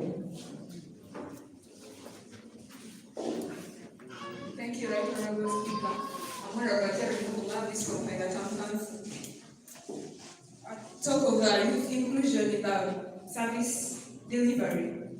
The first thing I want to put forward is the leadership of nowadays. The people that we are taking into the parliament, we are the majority. The youth, we are the majority of this population in Uganda. But you find out that the people whom we are taking there are the people who lived in their 90s, they were youths in their 90s. Yet the problem we face nowadays need current solutions. For example, there was some, I hope I have immunity here since it is a parliament, I don't want to disappear after this. When the price of soap was increasing, the Right Honourable Prime Minister said we should be using, in that days they use purpose for soap. Really, who is doing that in these days? We don't know how it is used, first of all. Secondly, when he was getting into that position, she was like, she's an orphan. She studied in PhD schools.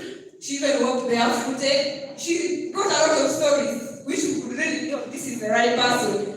But when she got there, things turned out. We realized she lived in some other era. We are also in another era, which need current solution. We need youths who knows the problem we are facing. We need people who understand that, not some people who live somewhere and then come back to telling us our problems, giving us solutions that we cannot manage. Secondly, my appeal to the youth, these people, like they sometimes use us during during election times. They give you 30,000, then you think that is money. But the problems that comes after that 30,000 will never solve it. We can't claim our roads are bad. During that election, there was the woman MP for Zungu. We told her, like, how are you going to go about the issues of roads that has been here for ages? She was like, you think they're just going down to sleep? We told, you will be surprised that this national budget, they have included the road, WAPI. When they go there, they forget. Yes, for us, here are the roots and the grassroots, we are the ones facing the problems. So, if you are talking about inclusion of youth in the service delivery, it is something that we first start with the leadership. We look for the people who represent us, the youth who understand our problems, the youth who know what they have been through. For example, if we choose one person among us next year for that member of parliament election, you will be shocked the things that person is going to bring up because he knows what it means to get be a youth, what are the problems that are associated with the delivery of service after when someone after they have gone, after all that they have been experiencing. So I urge us all here after this session, let us take it upon ourselves, and also the people who are our stakeholders.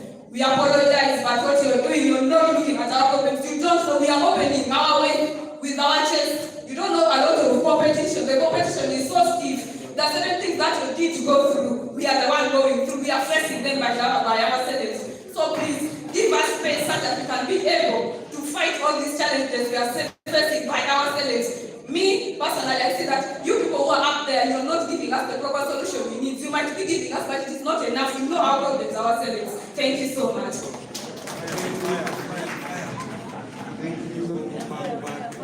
Can I give the floor to the one who is holding the microphone also to speak? Thank you very much. Call me my Christian Savior. When you speak about the youth, I get fired up. I work with the youth here in Nebi, not politically.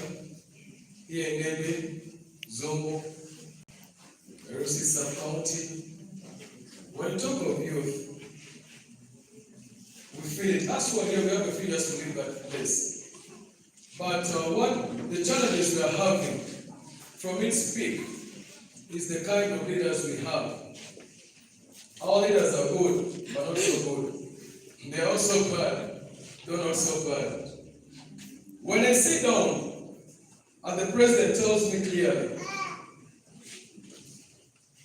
I want to do this, I want to do that. I listen to what the president tells me because he is the commander-in-chief, he commands everything in the country. But if the president shows you that they are defeated, if the Minister of Finance can come out clearly and tell you something, showing is defeated, if the so-called elected show us that they were defeated, what can the youth do? We are always on media, we have smartphones. I know 80% have smartphones. We see what our leaders tell us. We are not given platforms. I personally stopped. I don't apply for jobs and I'll never apply for a job. If I have a job, I'll do it. If you want to give me a job, call me, I'll do the job. I've gone to several offices, 3 or 4, even within a year. I went to the mayor some time back, some other mayor, I don't mention names. They told me, man, you're too young to ask for a job. The people with opportunities, people who have responsibilities, they should be the ones asking for jobs. I stepped down. I went for certain offer in Kampala. They told me, you man, you're the youngest. We can't give you this job. That one went. Yes, honorable, please. So, can you make it very warming and telling stories? So what I'm trying to say is we have decisions who are made by people who even have no clear information on what they're making. Last year we had a resolution made. Those who are doing business are feeling the pinch of URA right now. A certain firm was hired from out to come and make resolutions for Ugandan taxation policies.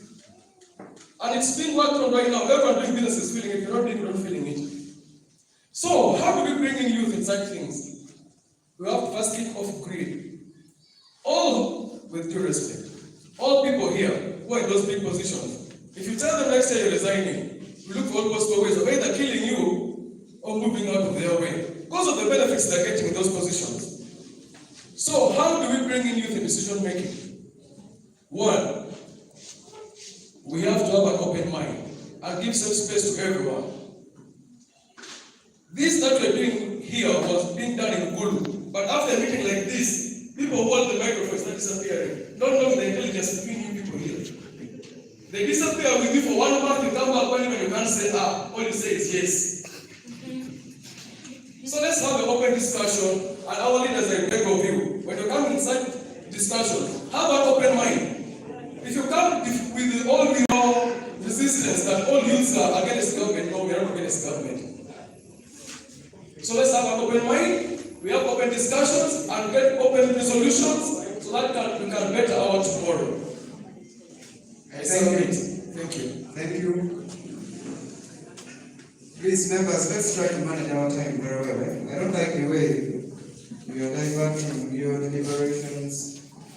Please, let's hit points, and where need be, we recommend. I'll be giving opportunities for those who have never spoken.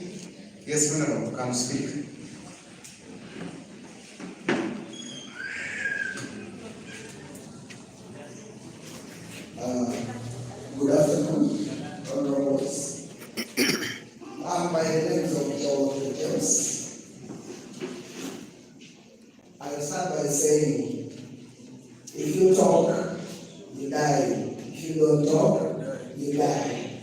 better talk and die.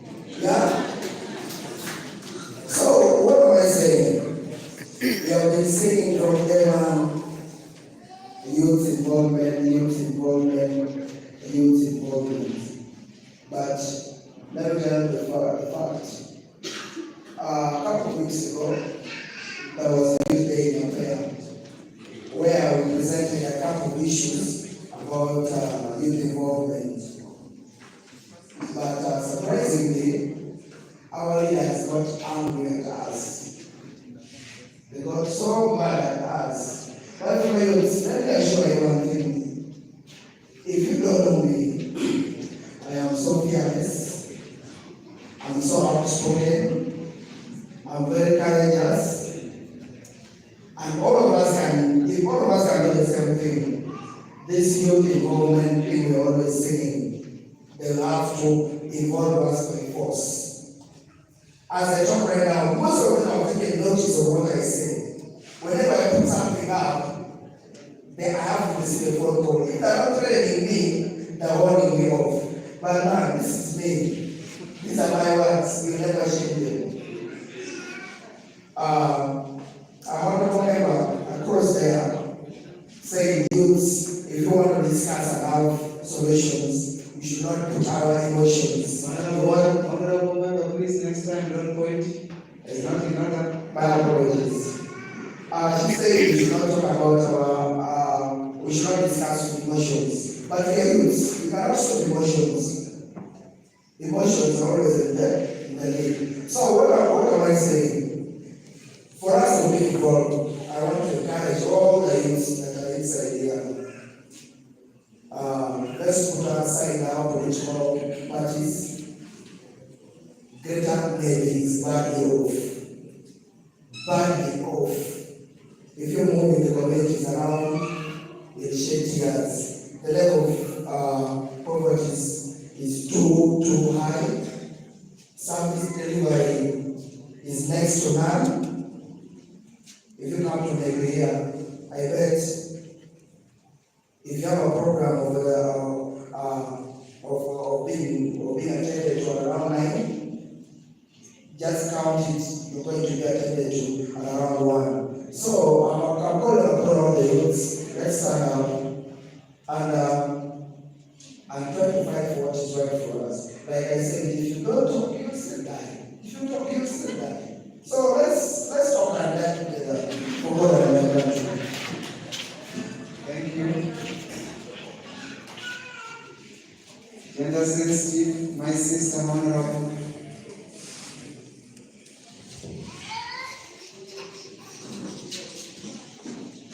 Thank you very much, Mr. Speaker, and I hope that large. I'm a youth with Mano from the Municipal Council.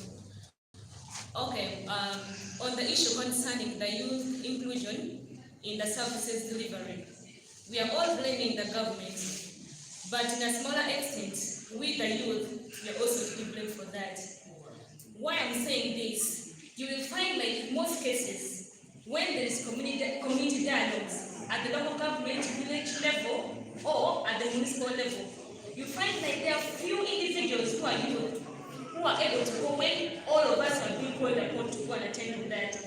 At the end of that, you will find like most of the people who are being represented there, they are the people who are not the youth. At the end of it, you'll find like they end up making decisions on behalf of the whole youth, which are not favorable to us, and you find like the youth who are remaining at home, that the first start complaining about that, the government did not call us, the government did not do this. Secondly, you'll find like most of the youths here, when they're doing mobilization, for them to come and attend to community dialogues, the first thing they'll ask is, how much is the allowance? If you tell them there's nothing like that, I know about it, they won't come. Or few who are committed, they will attend. So my appeal to my fellow youths, please, when you're being called for community dialogue or anything, please let us stand up and give our interest, so that in the process of making decisions, we are being involved in the planning up to implementation. Allow me to submit. Thank you very much.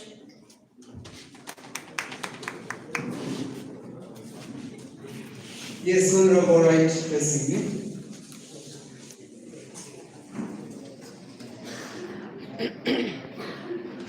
First, I have to respect the city, and by the name of from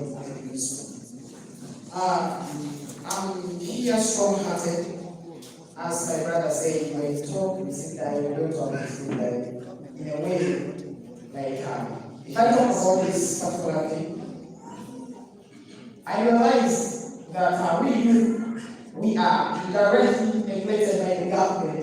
When I heard about this issue of people of age limits and the higher post offices, you know, the age limit issue is removed has really affected us in a way that you want us to be like when applying for some post office, they will ask for your what did you do or what are your qualifications when you sent somewhere. Of course, you may say no because you are not giving a chance. You go to this office, they say, like the other brother said, they told him, you are doing that. Now, when will you think you will be that person will be knowledge with those ideas that you have? Secondly, we are schooling. We personally am at Olsen University where I was seeing my national certificate in choreography. You find a school in Finland, you find the thing that we are actually professionalized that bring people from different countries to come and perform them. Look at the road. They're bringing people from different Chinese, but we have Indians, best Indians coming from Uganda. Now, why do you think to take our papers? Now we should just drop out of school and be simple. And when you drop out of school, you start playing as it's because you don't have papers, so you cannot do it. But what about those who don't have papers? Seriously, as our leaders look into this, you are the very people, you are our elders, you are our mother and father, you are the very prophet also this. Now, do you want to just take your money and throw it into the luggage or into your water? No, you need something to come out of us. Now, how do we the things that you need to come out of us come out of it, or how do you have chances and opportunities? Those things, please, we are youth, we are growing. Things that we can do.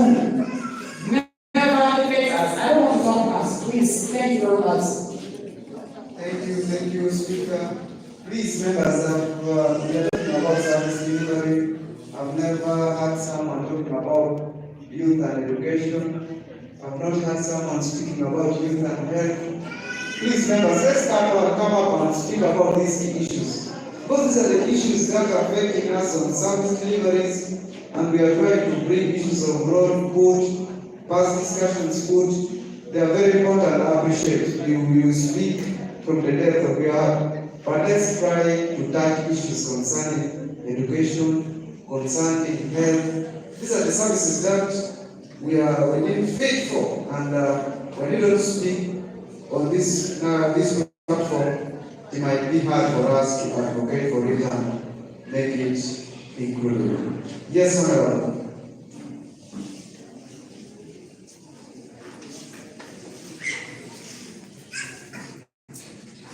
Thank you for giving me the ground. Right, Honorable Speaker, and the Honorable members in this House, protocol remained observed. By the names of called Thomas Stella, I'm a youth activist and also an advocacy champion from Zulu District, and that is by the Common Council. Thank you so much, Honorable Speaker, for moving in this motion, the youth inclusion in service delivery. First of all, I would like to look at the health sector. Like, for example, when we come to talk about health, it's really so alarming that our health sector is not really good. And if I'm to speak, everything, the genesis of the great work, the genesis of the promotion and fulfillment of everything that we are praying for right now, begins and starts with good health. If the health sector is not performing to its best, we are going to struggle in vain. I would like to talk about, I'm sorry to mention this, this, but I am going to mention it. Some of the service delivery in some of our health centers are not really good and pleasing.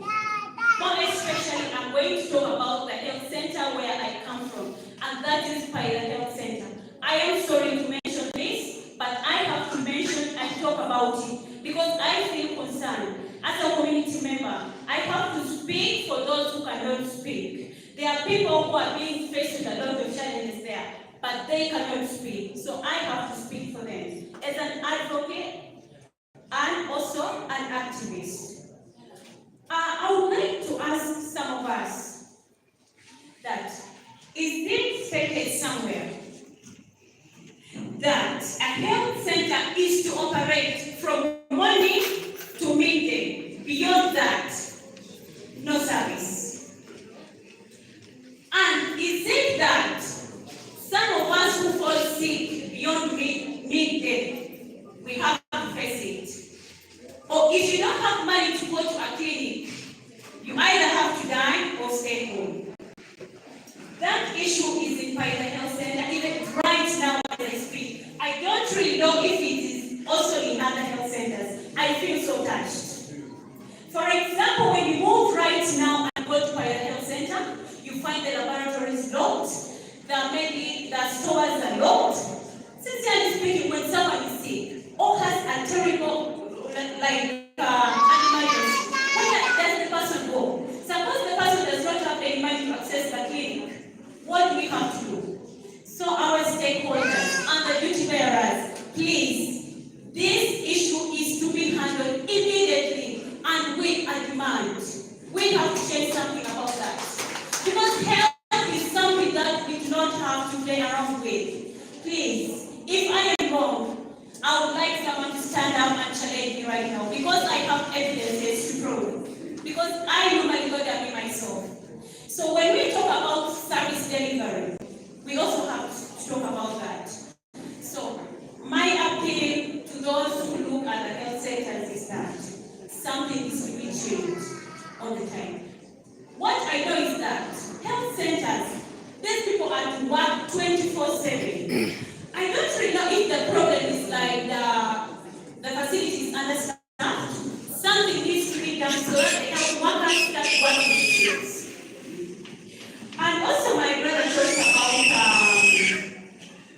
my sister talked about youth not turning up for like the community dialogue when they called upon. My sister, some of these youths are just giving up. Because they see that however much they give it themselves for some things, the repercussion is not always positive, it is negative. The decisions are made. However much they try to put in some of their decisions, it is not worked upon. But still, they go by the decision made by the influential or the people who are in the higher authorities. When it comes to job, in Uganda now we know that jobs are for those who have the money to bribe. And that is why the corruption takes the lead. If you don't have money, however much your papers are as bright as what, but this person with a down paper, if the person has the money, has the right to bribe the authority, and the job is given to them. So why do we have to with the poor, but you have the papers? And if you don't have anyone in the authority, no one is going to employ you for Christ's sake. So what do we have to do about that? But here they are advocating for the benefits of education. But what are these young generations going to see? The educated are just lingering, wandering along the streets without job. Do you expect these young ones to go to school? Yet the role models are just there on the street. So something needs also to be done. So I beg to submit. Thank you, Honorable, I thank you for your good submission. And I urge all members who are making their submissions, please, let's be straightforward as she mentioned it. And on employment opportunities, I hope actually shall take note. There is what we call equal opportunity. We have rights to employment and some employment as that to govern people who are being recruited, so that is being taken. Giving more 3 persons who will use 3 minutes. Gender sensitive. Let me have the gentleman, Honorable hold the floor for not more than 3 minutes. Thank you, Right Honorable Speaker. I'll take 2 minutes. Members, when we're talking of this youth inclusion service delivery, I don't want to blame government so much. At least I want to thank them for the 10% they have contributed to us, the youth. Just 10%. The reason why I'm saying 10%, there is what we call youth loan. Some of us have struggled to get jobs and there's no vacancy. Those who are in the seat, they're not dying tomorrow and we don't wish them to die. They're not even retiring soon. So even if you cry that there is no job in Uganda, let us try to look at number of us who went to school and the vacancy is not there almost. And shall we still sit home and wait for 10 years for someone who is still sitting and working? It will not help us. So to me, I would request that government has put some money in those banks to help us like youth loan. We can make a use of that money to help us. And also the challenge is one, when you happen to get that loan, you buy maybe a motorcycle, you find there's a lot of taxes. They will squeeze you, you'll pay a lot of money instead of getting money out of that loan peacefully, and they'll put a lot of tax on you, and therefore you'll end up by giving up. And that's the challenge we are having, the other negative side. Right Honorable Speaker, here in Greater Navy, most of our young men now that have taken shape, especially for the border business. It is one of the things that is helping us so much, taking our sick people to the hospital. Border has become like an ambulance, which is helping us a lot, taking our mothers, pregnant mothers. But URA AKM, even if you have number, they will try their best to squeeze you. Even if you have a number plate, they will say you don't have a riding permit. Even if you just buy the motorbike like for 2-3 weeks, you are purchasing, you're looking for the other documents, they will still take your motorbike, they'll still dump it there, and yet you struggle a lot to get that motorbike. So it is one of the challenges that our youth, our young men are getting in this region. Right Honorable Speaker, in 1 minute again, allow me touch on this. We have seen this electricity pole have been planted around, but the people of this Greater Navy are not involved. You find those who are digging will come from the western and the central. Those who are doing connections are coming from that side. And yet most of us here are able. We have the capacity, we have the potential, but we are being denied. If I'm lying, you will be my witness. Just go and ask these guys who are planting these electricity poles. They are not from here. So we are not being included in most of the service delivery in this Greater Navy. I beg to submit. Thank you. Thank you very much. I shall have. Hey, you don't deserve to have the microphone. Can I have you, who is standing up? Hugh, Honorable Jennifer. Then I shall have Honorable Matthew Wakunga. Thank you very much, Honorable Speaker, for giving me this opportunity. On the motion of inclusion of youth in service delivery, this is also another vital motion to be discussed. Youths, do we agree that we are voiceless in our country? We are voiceless in our country in a way that you find that most decisions which are made, they make it on our behalf. So, why should they decide for us instead of advising us? We are supposed to be advised where we go wrong, and we decide for ourselves. So, some decisions are already made entirely just for formality. For instance, let's talk about something that was done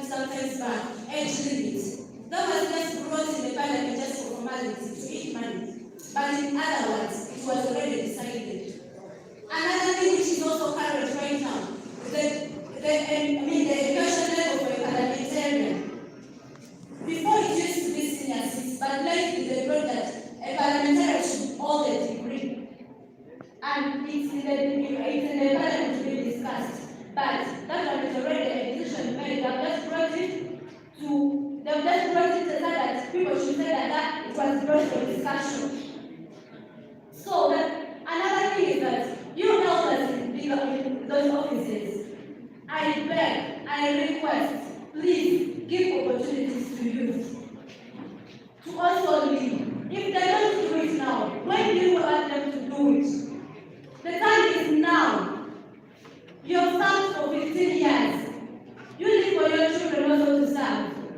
Because we don't need to grow old in that same chair that another person knows how to replace that chair that you are sitting on. It's not meant for one person. And you know that I'm meant to be inheritance.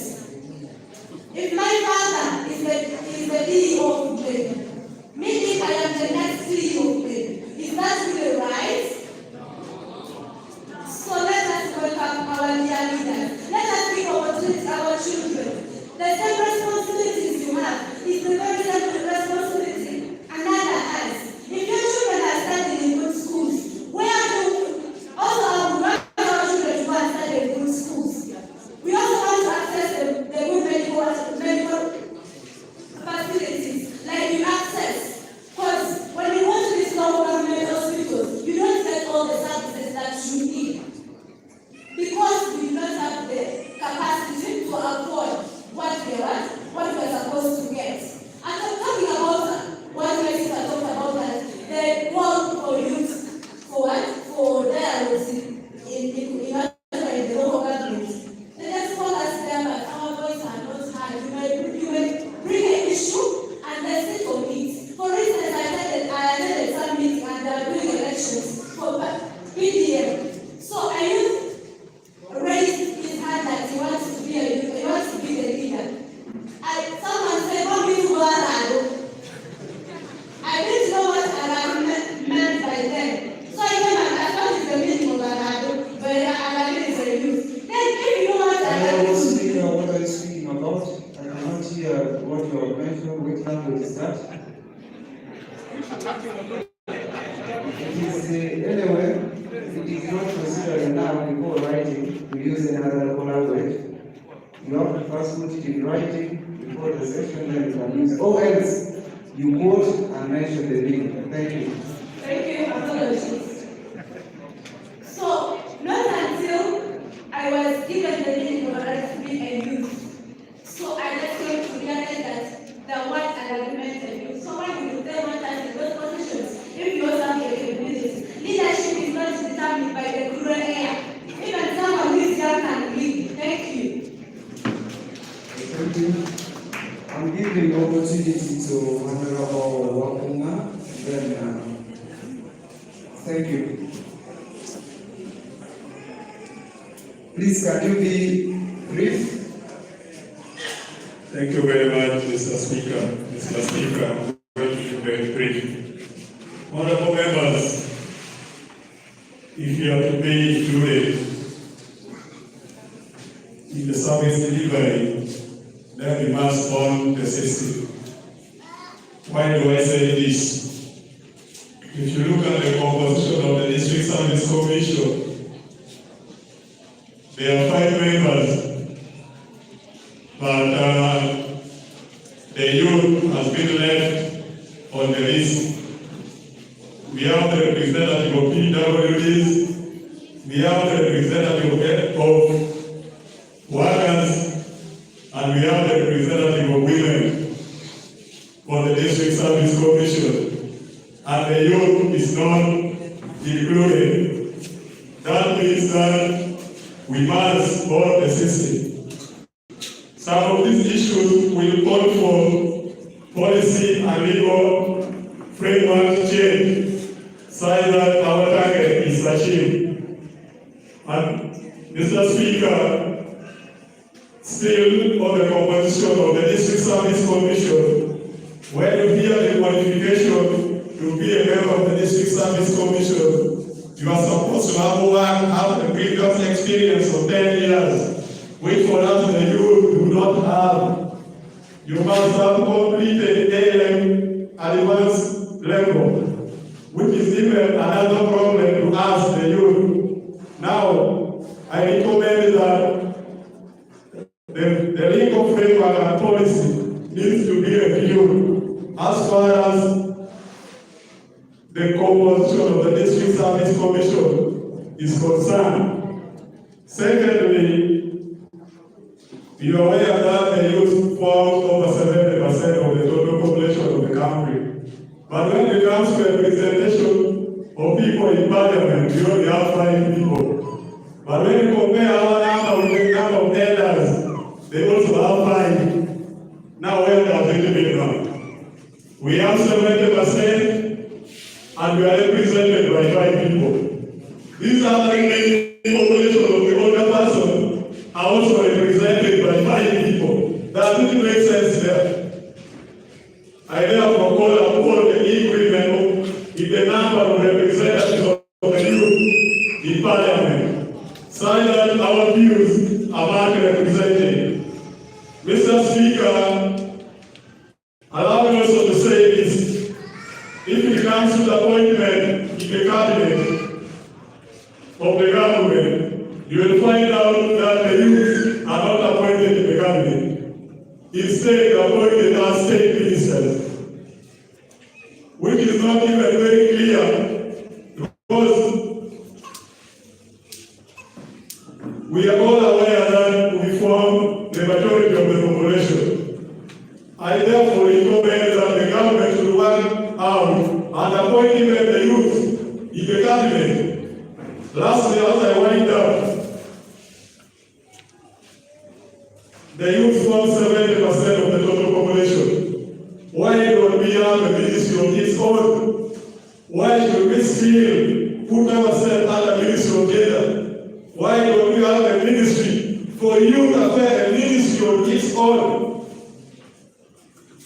If we do have our own ministry, being represented even by a youth, we shall therefore have all our issues solved. I thank you, sir. Thank you. Thank you very much. And now I'm going to have the Yandasiansky, Honorable Khan, in 2 minutes.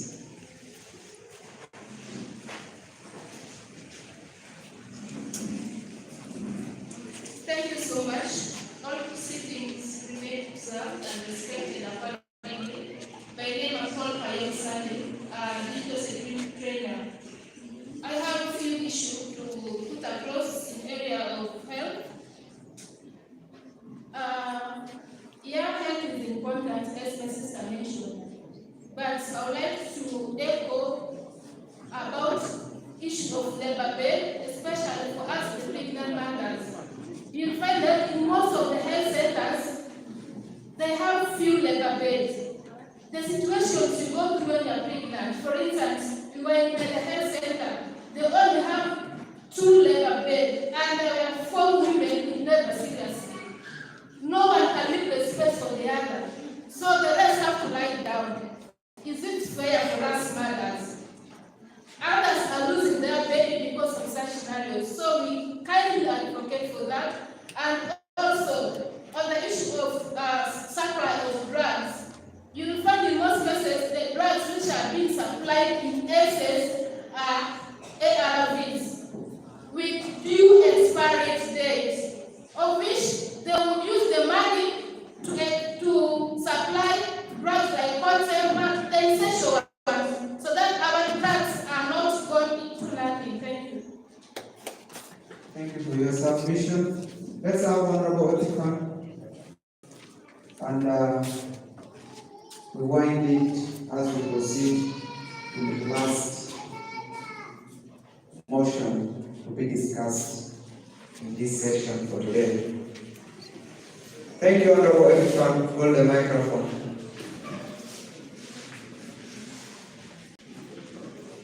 Thank you, Right Honorable Speaker, for giving me this chance to express myself. I once again mark Epiphany, an ADC councillor representing the people of Manyamisa County, Apapa DC local government. Therefore, Speaker, I want to add my voice on the issue of youth inclusion in public service. Mr. Speaker, sir, if we the youth to be involved in the public service, then the government need to reduce the retirement age of civil servants from 60 to 50 if you are to get a white-collar job at the moment. Right, Honourable Speaker, I also blame myself for my failures. If I say that we are not being included in the public service. I want to give an example. When the music was recruiting as a guy, I went to my brother and I told him that the vacancy still exists, but that brother told me that he is a degree. So this piece of Ascari, it is below his education level. So my dear brother and sister, how are you going to get exposed when you don't get this small job? So we should change our attitude, our mindset towards job. And I say, Mr. Speaker, I beg to move. That is the submission I wanted to put. Thank you. Thank you very much, Honorable Epiphany, and members of the August House. I really thank you for your submission and deliberations on the issues of service delivery as one of the key factors that is challenging or threatening the development of young recommendations, but also the debates, including even the recommendations. So, for the purpose of time and also other engagements, please, we don't need to have repetitions in whatever one person or the other has advocated, but we're okay. The security is assured. I can welcome some few recommendations. Thank you. Yes, Honorable at the back.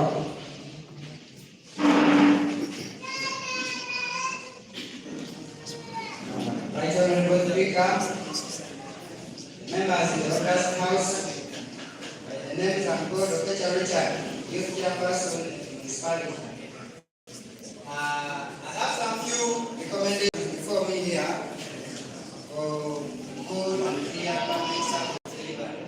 As youth, if you are to realize better and the good service delivery within our premises or the district of Greater Navy. One, monitoring and report of work. I'm requesting that our district officials, the government officials, and the different stakeholders responsible, that the youth leaders and the youth at large, we are now these days vibrant. Let them involve the youth in each and every aspect of work in monitoring. We are also responsible for reporting of works being done to our fellow youth, so that they should get to know what is happening and transpiring. But you find that most of these responsible people, they don't involve youth in monitoring of these government programs. This is why many issues are rising and with no explanation. Second thing is that the issue of display of appraisal forms to the youth. Honorable members in the August House, I want to tell you that the issue of appraisal is very, very important.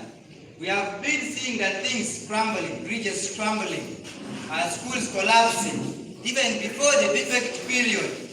We want to see that our responsible district holders and the stakeholders and the government officials, that any aspect of work being done, please do appraise the work. Let us know the performance of the work, how it has been done, so that we should not hold them accountable. And also another thing I would like to put, the negative attitude of youth towards the work. Please, Honorable, we are in time for recommendations. Yes, Can you push your recommendations straightforward? I'm recommending that as youth in particular, let us change our negative attitude towards work. We are blaming the government that we are not working, we are blaming the government that they are not involving us in public service delivery. But most of the youth do not want to work. And it is very hard for the stakeholders to involve them in work and performance of duties in different places. For instance, you will see by yourself whereby one of the people recommended that youth are not willing to work. For example, somebody saying he's a degree holder, But with issues of money, let us try to reconsider and see that the work is done. Last but not least, I want to say this, that as youth leaders and youth outside there, the issue of experience, they should reduce on the issue of experience, whereby if you don't have experience, you don't work. This is something killing the talent of the youth and reducing on the performance of work in the district. You find that most of the youth have capability, they have the experience, they have the eligibility, but they go and say that, give me a working experience of 10 years. How will I get it without work? So please, I'm recommending that let them reduce on the issue of work experience so that we see service delivery is improved in our district. Thank you. Thank you very much. Thank you very much. I thank you all for your recommendations. But at least when we are giving recommendations, I expected words like there is need for youth-friendlier services, adequate health facilities, ABCD, something related to that, and that would make our work, even it will make the work of the clerk to parliament be very adequate. But I thank you for your recommendations that you have pushed towards this second topic, and as the Speaker of the Parliament, I would therefore call for someone whom I've prepared for the third motion to come and table it before the House, the August House, for fruitful and the continuous deliberations as the young people push ahead through the light of success. Right Honorable Senator, security is not safe.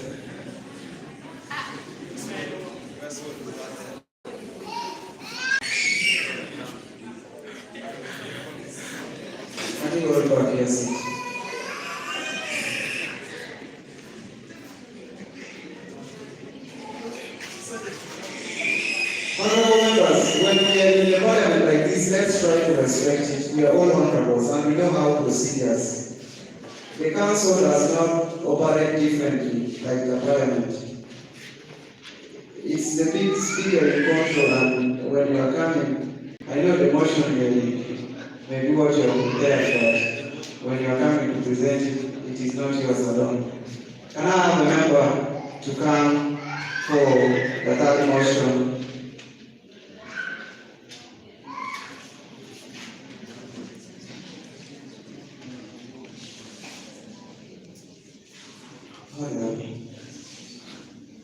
I expected the first stand, then we were following the procedures, and that's why your colleague was bounced back.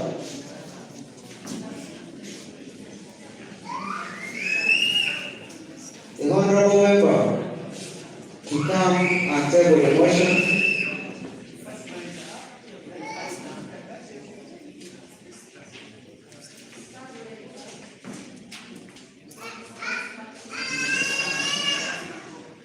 Yes, Honorable Elias.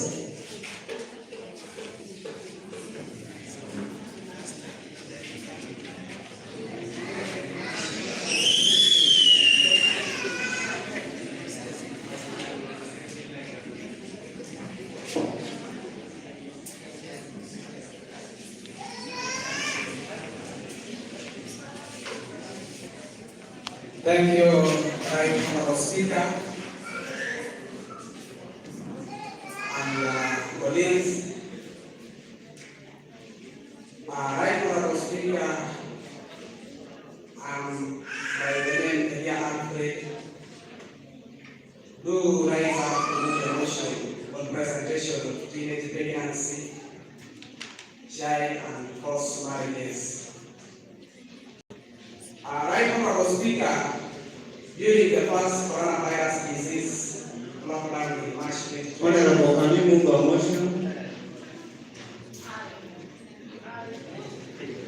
I, Honorable Elia Alfred, Mayor Youth Councillor, representing people of the sub-county for Pacific Local Government, do move a motion on presentation of teenage pregnancy, child and forced marriages given in this program. Thank you. Can we have the honorable member to second?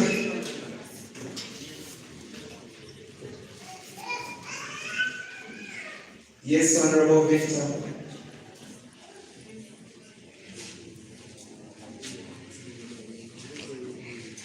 Thank you, Honorable Speaker. I, Honorable Victor Alex, to raise up the second motion.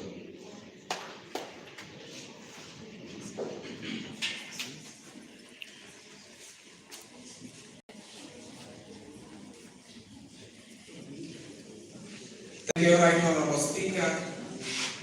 During the first coronavirus disease lockdown in March 2020, over 15 million learners were sent home. COVID-19 pandemic report 2021 highlights that children in Uganda missed over 149 school days during that period. However, behind the missed school days, there lay bigger challenges for the country's school children. Early into the lockdown, the media was awash with reports of child neglect and abuse, physical, sexual, and psychological. The situation of and impact of COVID-19 on school-going girls and young women in Uganda reports that between March 2020 and July 2021, there was a 22.5% increase in pregnancy among girls aged 10 to 24 seeking first antenatal care from 653 to 900 to 9,808 to 98,810. The cases range from sexual abuse, physical abuse, and even some instances of murder. Culturally, in many societies of Uganda, girls are seen as property and capital in terms of bride price compared to their boy counterparts. This means that less care is given to a girl child.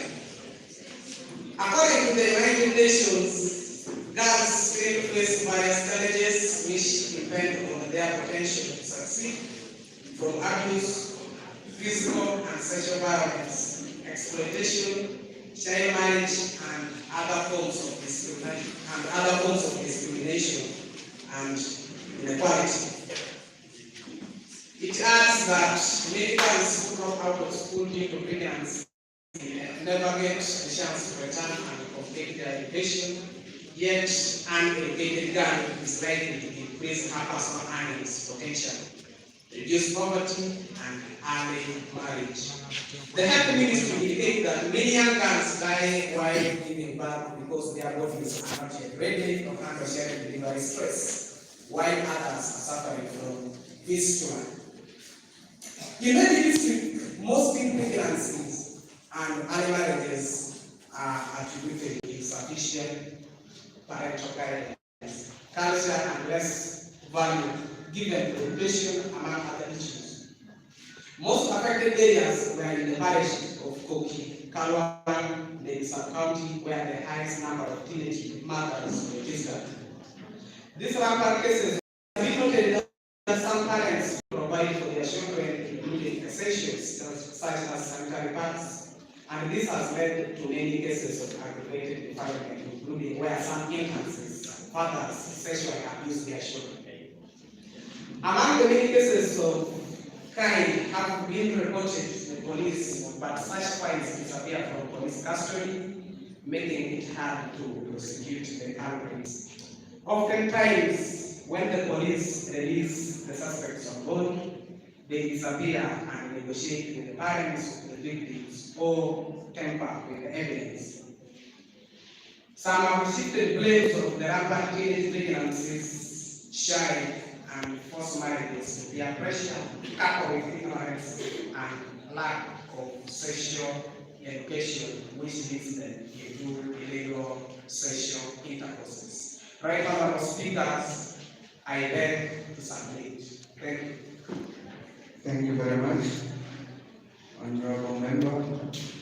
There is some announcement that in case you have not registered in two different registration papers, please try to consult and get help the other one is for attendance, the other one is pocket friendly. So we try to find out. I'm so much happy and calling upon honorable members to also look at the third motion that has been tabled by honorable areas from the sub-county on teenage pregnancies, child and forced marriages, and we have seen this issue as one of the issues that is almost being a song everywhere, and almost all campaigns are running around the nation on these issues. So as we try to debate on this, let's clearly point out on some other recommendations that we would make to avoid repetitions and double featuring on a specified topic, and it becomes very contrary, and thank you. So with this, I open the August House into a fruitful debate. Yes, Honorable Derek, you can hold the floor. Thank you, Right Honorable Speaker, for giving me this floor again. This point is such a sensitive one that has mesmerized everybody in the entire Greater Navy. This is based on the statistics we got after the lockdown. Now the question is, what happened before the lockdown? Does it mean that the youths have not been harvesting themselves? Or does it mean that the harvesting has become too much? Or does it mean that they are not following the right way of doing it? Does it mean that the level of education is too low? So these questions have to be answered for us to get the solutions to all these challenges. One, I think teenage pregnancy is increasing basically because of, I must say, the youth are naive. They don't know the protective measures of doing these things. We all know from school that whenever a youth enters an adolescent age, the body starts acting in some ways. The body is very activated and they are prone to doing things they never used to do. Now, the recommendation there comes. It is now our responsibility to find a way of sensitizing these people. To move, if it means moving from schools to schools, let us do it. If it means moving from homes to homes, we need to go to these young kids and sensitize them and teach them the right way to use condoms.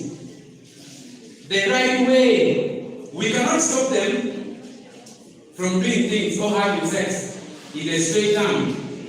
But we can teach them the right way of doing it. I think that is one major way that we can fight teenage pregnancy. Let us sensitize. I have been in Makerere. In Makerere, when you go to their hospital, you find there is a department that handles that kind of training. They even have a piece of wood well designed in the shape of a penis. They even show you how to put on the condom very well. Members, can't we do it here? Can't we go to schools with those pieces of wood and then we show them? Or we keep quiet and let them do it and we'll be fighting with the result. It is a bitter truth. It is a bitter truth. I am not going to shy down talking about this. Some people are shaking their heads. Yes, that is the pain we're all going through. But they need to know. If they don't know, they will keep on messing and we shall be coming to such a meeting to see a way forward, and we shall not see it. This one, we have to say it without fear or favor. We have to teach our children. During Corona, our children was with us. Nobody was teaching them. The churches were closed. They hardly even go to the markets. What was the result? On other days, we would teach them, and at least it was fair. That is one. Secondly, there is also high rate of dropout.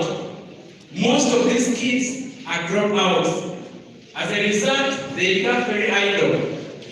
And you know the result of being idle. You now start thinking of these things. They say, an idle mind is a what? I don't know what. Now when you're idle, and you see someone passing, of course you'll be tempted. You'll be tempted to speak.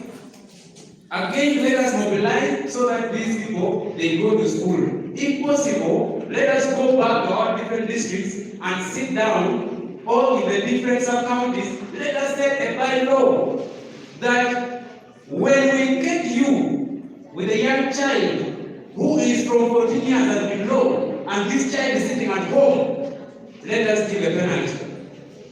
Let us look for all ways of encouraging our young people to go to school. That is the second recommendation I'm going to give this great house, that let us form the bylaws that will prohibit young children from being at home. And if possible, let us also move and get these children. We are going to see change. But if we keep quiet and we keep telling, we keep fearing telling us some of these things, then we are going to be sitting down to deal with the effects of teenage pregnancy, and we are going to have them with diseases. Because delivering at a tender age, it also has that effect on the mother. With all these points, I beg to submit. I thank you.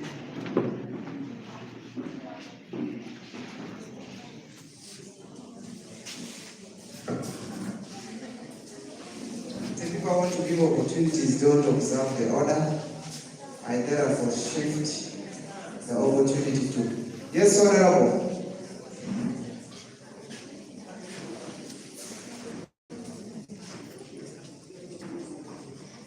Thank you, Honorable Right Honorable Speaker.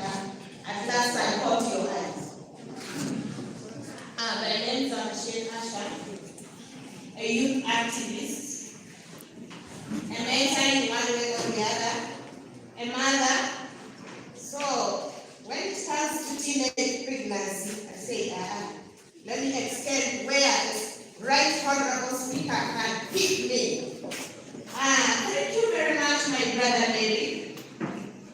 You mentioned very sensitive points, but you did not consider the age bracket.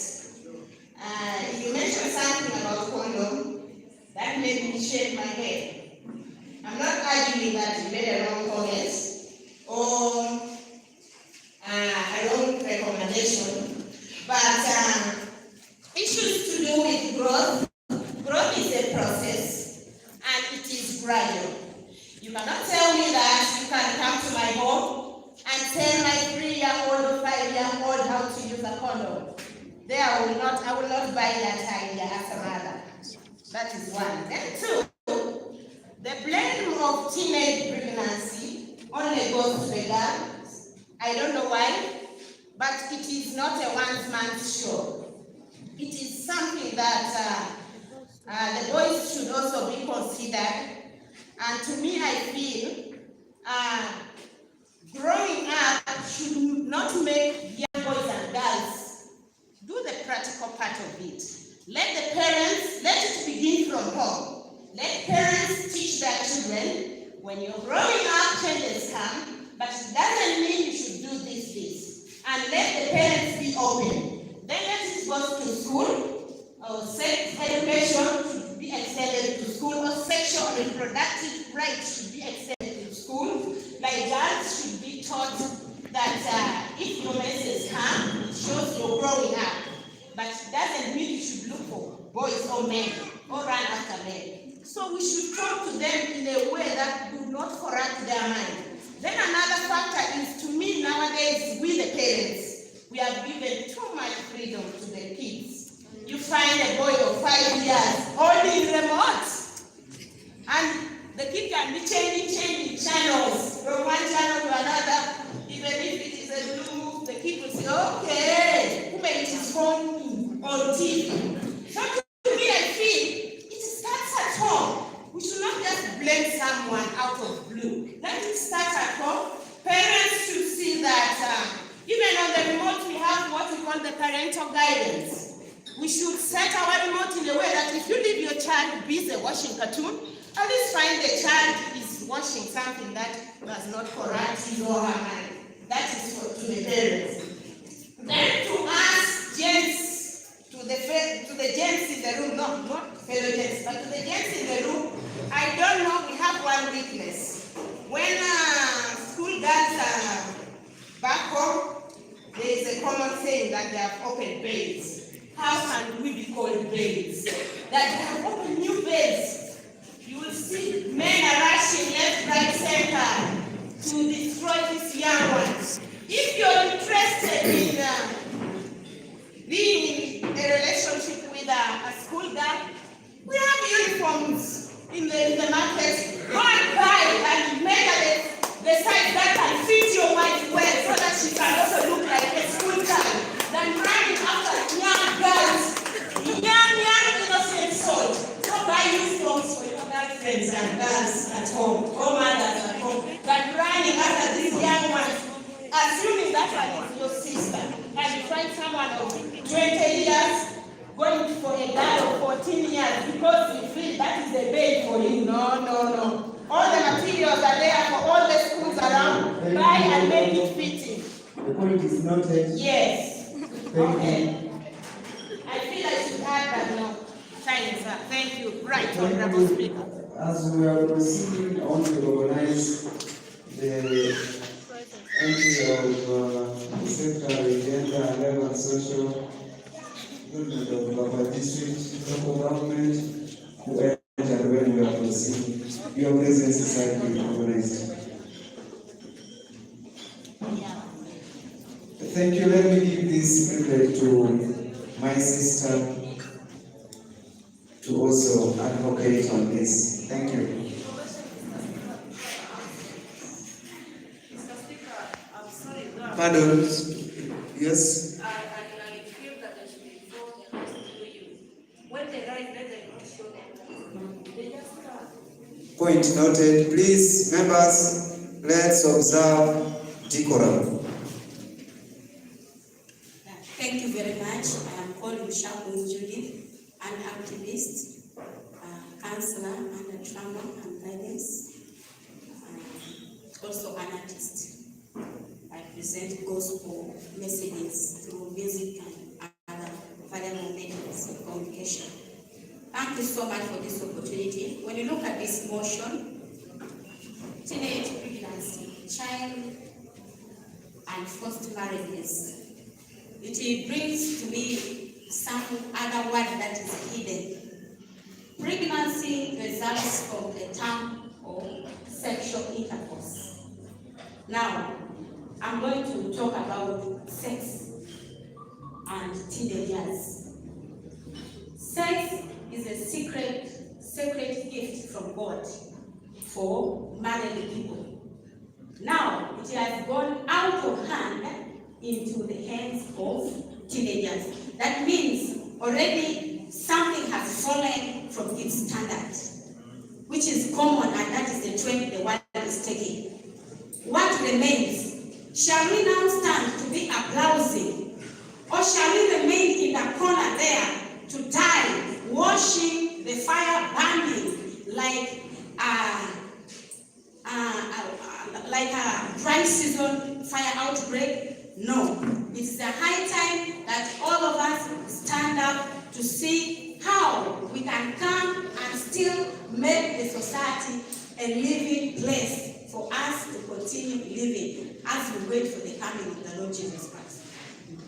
Now, sex being a separate thing and resulting into pregnancy should be something that should be still given honor what I can say that these children, all these teenagers need to be spoken to understand what is the meaning and the value of sex.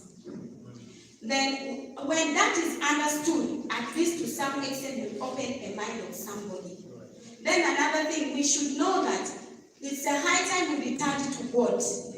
Because God is the supreme, whether we like it or not, whether we believe it or not. He has started us, that is Alpha, and will end with us. Now, one and all nakedness exposes a nation, and that is the most things where more bad things are happening. You find that the nation is exposed and very naked, to the extent that it is dressing and name them. Then other things like having just at will to do anything because we think we are developing and we are going far. Before I conclude, I'm so much touched that some of these things should be resolved in this way. As I said that we need to return to God, it's a personal thing. Then number 2, we need to tell these girls and boys, the teenagers, to have value of themselves. If you value yourself, you understand where you are aiming. If you don't value yourself, you can use yourself in any way, in anything. That can be creative and that can be destructive to yourself. So let's inculcate this idea of validating someone's life, because this life, once received, once wasted, will never be regained. I beg to summarize here, but if I've been given an opportunity, I would allow us to go further. Thank you for your submission. Can you don't take the microphone far? Just push it next. Thank you so much, Honorable Speaker, for giving me this opportunity. My name is Benjamin Solomon, a businessman in Levittown. I would like to first discuss the issue regarding teen pregnancy. My area of concern is the type of food we are eating. Look at the crops we are planting. We used to have cassava that would mature in 2 years, but we have come down to 8 months. Can the medical people lie us with people in research to also research on some of these crops that we are eating and find out what is there? You're taking note of that. It's a very important point. Because what is so serious is that when you go to schools these days, you get even a girl of 9 years is already getting her periods. And this is serious, and we used to know it from 14 to 16. What has brought all this? And then, as much as we talk about marriages, early marriages, I think I tally this with the money economy that we have in this country. Sincerely speaking, I was a teacher in 1999, my salary was 46,000 shillings. And today, my wife gets 160,000 shillings, but that is the money we use in one day. And yet my money that I used to get in 99 used to take 1 month. What has happened within the 23 years in the money economy? I think that is where we need also to take off and look at something and ask questions and discuss. Thank you so much. Thank you for your submission. Thank you very much. I hope glad to council you took this very serious. The observations and the recommendations stood my way. I hope the next debater can also do something that is related to that. Media man, can I also see? Okay, let me have a honorable member right at the back.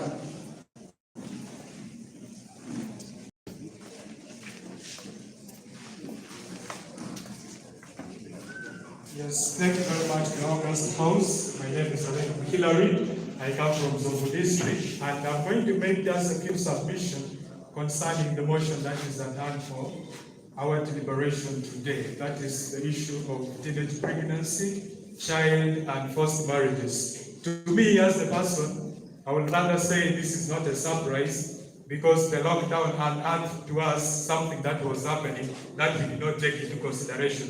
That's why the move of this motion came in with a lot of resolutions. But now, as we are seated here, we can put an end to these issues that we are trying to discuss. Because I would want to submit to this House that this is not the first time that such a resolution is being moved since we had lockdown from 2019 through to 2020. So I'm moving the following, and I would want to say that really each and every generation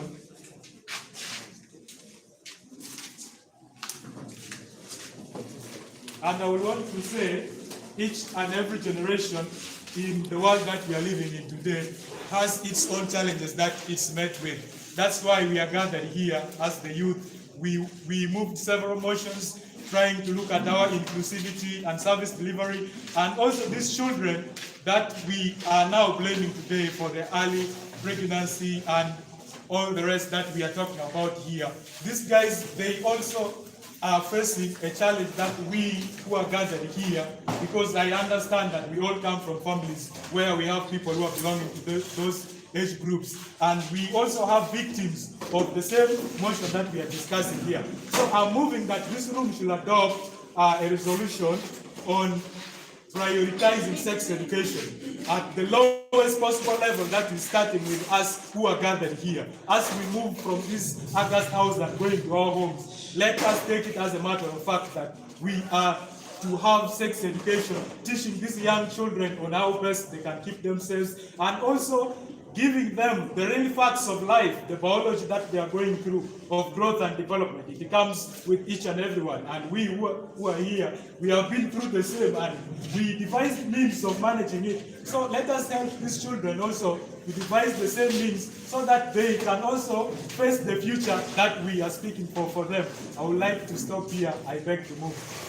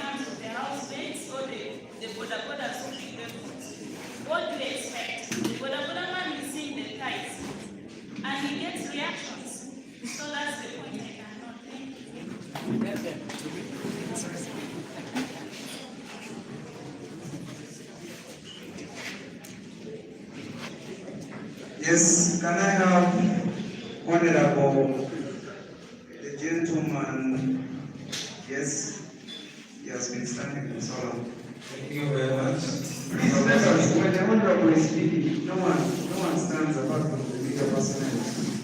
Thank you, Honorable Speaker. I'm impressed by this third motion, not just I took so many times in the second one, but I didn't give up. So finally I am here. The issue I want to speak about is this, especially on the teenage pregnancy. My name is Frank Manano. I'm representing Jangoko, but I stay in Waita. The issue I want to speak about is one, I want to start with where my sister stopped. One, the kind of families we have right now are shifted from the communal one to the nuclear ones we now have. We used in our years we grew in extended families, but now we have nuclear families. You know what goes with nuclear families. It's not just a matter of you, the father and the mother, to take care of their children. So if you can't manage your children, the girls, properly, that means you will only give them in the masses of the teachers who will only teach them at school. Well, as a teacher, I am a teacher. According to syllabus, I will go straight to this, I will put this out to the government officials. One, we have syllabuses, especially in physics, that talks about productive health system. We teach these children the productive health, but that is not enough. It is only in physics. The revision is done in P7. What about the children who are being integrated in P4, P5? They haven't touched that topic yet. That means it is from the parents who will take up the job. It's not only the mother, the fathers who are here. Honorable Speaker, I should inform these parents who are here. All of us are parents, regardless of whether you have a child or not. At least you are responsible for a child somewhere. One, it's only the mother who knows so much about the situation and the rest of the video that comes. You, the father, get involved, support the child. There are certain things that you buy, the mother may not have to do, the parents and the rest. Two, get close to your children. And as we go back to our different districts, we should be activists of this, that the girl child is so much vulnerable than any other thing. Two, the next one is, we all hear about NGOs talk about empowerment, but the focus is the girls, but you are empowering the girls so much, leaving the boys aside, and yet it is the boys who are eliminating these girls. Why do you sideline them, bring them on board, that the boys, so this and this is your loans, this and this are the dues. They have brothers. These girls have brothers, but they share what they go to. If a boy teaches them, that is what the parent has to do. The crucial issue I have to talk about this issue of rights. We all know what rights is. We have rights of children. The father explained to your children, and we need to move as youth leaders. They are the future youths that we talk about. There I'm seeing the father, and in the future is futureless without us. We are the youth. The other generation of the youth are the ones coming because primary. I am the teacher. I'm so much concerned about them because one, I am about 30 years. I'm left with some 29 or 30 years to go out. The next person is coming after me. Who does not even want to go to class because one, he doesn't know how body works. Now, issues of right. We have right to food. That is basically to children and ask the youth. Right to food, education, food, and others. But do we explain these rights to these children? Much as the NGOs come and tell them that the children have rights, do we explain them? Every right has a responsibility. Explain to them. The child has to also cook in order to eat. That is, if you explain the right to food. Then the last point I want to make is, let us councils, the district, the sub-counties, please, honorables, you make by laws. I'm giving us a resolution too. The reason is, if people make laws but you don't implement them, they are very good on the paper, you don't implement them. This will be, I will cite an example that we had at LRDC in the name of please make your points. Don't proceed. Thank you. Thank you. I will finish just 1 minute, please. The violence you are making, issues of alcohol is the one killing us and making the indigenous pregnancies to pass. That is the point I wanted to make so much that in every council, the district, the villages, including the parliament, issue of alcohol has never been touched in Uganda, not even once. Thank you. Thank you. It's only to address the House. I see there are very many people ready to participate. But you also have another way, if you people are making your recommendations, you can write. Like there is another one who has written. The clerk council, the parliament is going to take note of it. You can also do the same. I know politicians, they always want to talk, but then the provision of the time may not be enough. I'm going to only have 3 people. I'm going to only have 3 people. This one, I'm controlling it. and I will bring it. Let me have, at least I'm going to have people who have not spoken. That one I have to assure you. Can I have people who have not spoken? If you know you have spoken, just sit. And you write your recommendation. Okay. Let me have the other honorable lady. Thank you. Yes, thank you so much, Honorable Speaker. I'm Honorable Rebu Bolivia from Paidastan County. Paidastan Council, I feel all the rest of the speakers have already touched on most of the issues they feel are causing a lot of difficulties. But again, we see there are a lot of people operating in our sub-counties, in our villages and all that, and there are no restrictions, just because we want to get money. And in this discourse, there are only young people who are going there. If you go there, even just want to go and see what is happening, you make sure.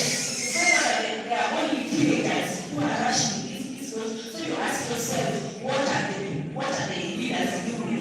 I feel they should make some bylaws whereby if you operate in a video hall or a disco place, at least you have that specific age where you restrict that from this age you can't enter here. Because if not that, all our children are just going to finish like that. Because you find out that there's all teenagers, if they don't eat the Saturday or Sunday, there's one is ready to go to this school. So they escape from their parents. And when they reach there, obviously the best things happen. So I feel they should set bylaws in a way that even these people should be monitored. Whether they're operating their video calls, so they should be monitored. Thank you. Thank you for being very brief.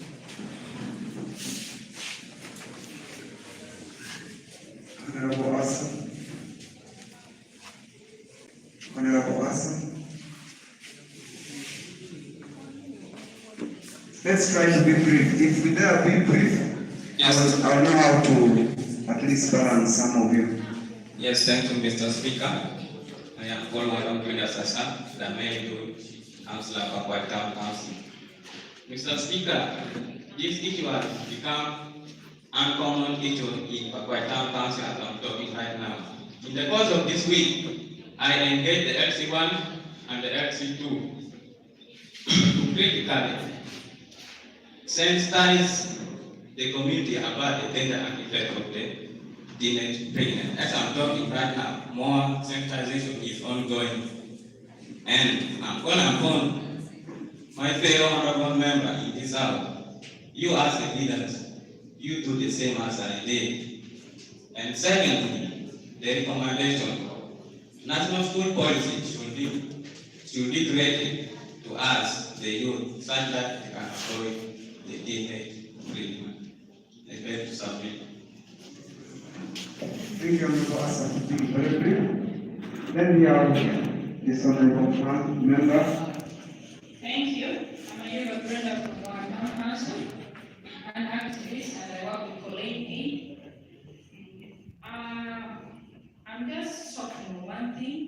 There is a culture in Arur whereby when a teenage or someone who is elderly get pregnant, you find the parent will just take the child back to the man's place, which is wrong. I'm urging the parents, please stop taking your children. A 14-year-old girl, when she gets pregnant, you want to go and get some pots, a small pot, and you leave the girl there, which is not good. I beg to stop here. Thank you. Thank you. Yes, Honorable. In 2 minutes, please back to council, back to parliament, and take a note of the. Thank you, Right Honorable Speaker, and the protocol remains observed. I've called the Bed Kalifa and the youth activists there with sub-council. Studies drawing shows during Corona session that the issue of teenage pregnancy has gone high in the greater nation.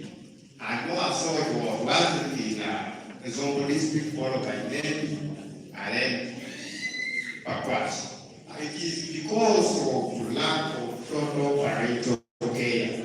When we lack the fact that the teenage or the girl child, they lack total parental care, definitely they will think otherwise. And in that otherwise process, they are thinking that will automatically drive them to this nonsense issue of getting pregnant and still a child extent. Now, at times it's also we the youth. Today we are gathered here and we are trying to ensure that teenage pregnancy, we try to eliminate it out and also trying to see it from the grass. We the youth, it is at some point we causing this, we tend not to want to see that we are also affecting the future of this girl. So I'm calling upon the youth. I know that we came from different villages, or some county, or the district. Let's go back home and sensitize this issue of pregnancy. Thank you. Thank you very much. Thank you. Can I have the microphone behind you? Then I shall summarize. I shall ask. Then the chairperson will only give you 1 minute. Yeah, all the protocol being observed. Everest, Main Youth Councillor, Zero Sub-County. I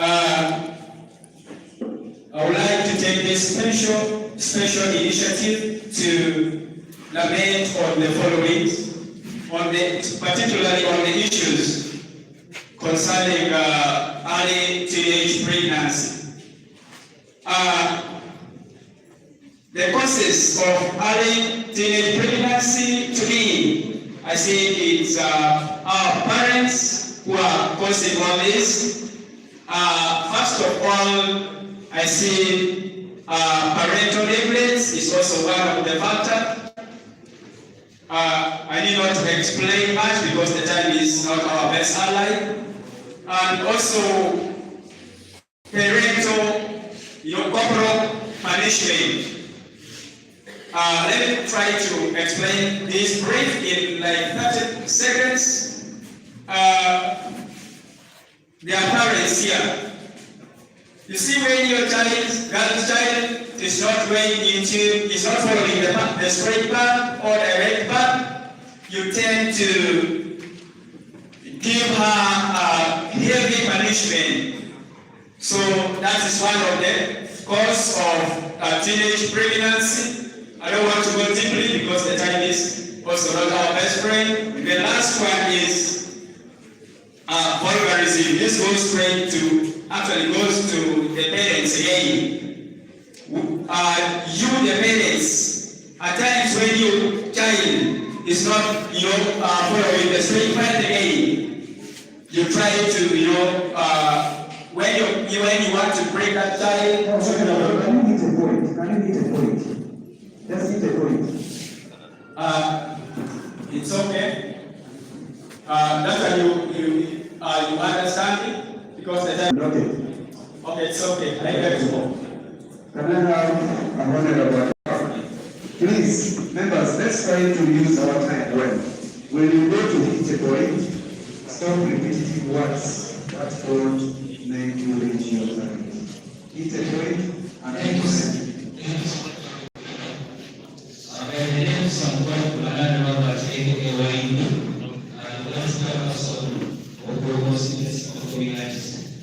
This point of teenage pregnancy has had to be so much in which way? Heavy taxation levy in everything done has break the economic disadvantage before. Therefore, education has only remained forbidden for the people who are rich. So how do you expect our girls to go forward in education? Thank you so much. Thank you. But I chairperson by the town council, I'll give anyone 1 minute. Please use it well. I know you want to talk, but. Thank you so much. I'm saying as faith for our children, what do we need to do? We have given a recommendation. We need to embrace family planning services. Our young people are actively engaged in sexual intercourse, whether you are saying we are contradicting with our cultures, but you, cultural leaders and religious leaders, you are failing to impart senses in these young people. Let's embrace family planning services as a way of controlling teenage pregnancy. Then the other thing is child protection. How I pray that maybe from this liberation, we can come up with community points where our young people can access sexual and reproductive services, even referral pathway for child protection. Where you find young people abused, at least the cases are reported there and they can have for follow-up by police for legal implication. But also there's a problem with our law enforcement. I have some small boys soldiers in my people, right? A teenager who got pregnant was taken to a police. They negotiated for police that let them go home and sort out themselves. So even the police not doing enough to defend or to protect our people. Then, lastly, in 2018, first lady in the means of education launched Sexuality Education Framework. We have CDOs here, we have teachers here. If you had asked the greater Navy, we may not find even more than 20 schools have the copies of the Sexuality Education Framework. Though they are calling it age appropriate framework, but how many schools have this policy or this framework? So there is a gap. The government came up with this policy itself, but the dissemination of the policy at the grassroots is supposed to be used to protect the children and give them information on SRH. It's not being done. So I was going to have some CEOs are here, I'm seeing these big community development officers here. Let's advocate for these policies to reach people at the grassroots. Then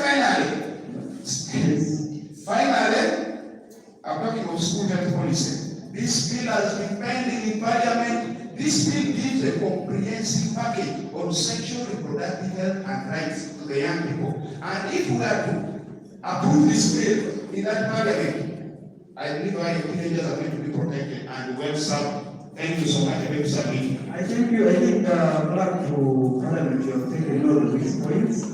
At least you made some points.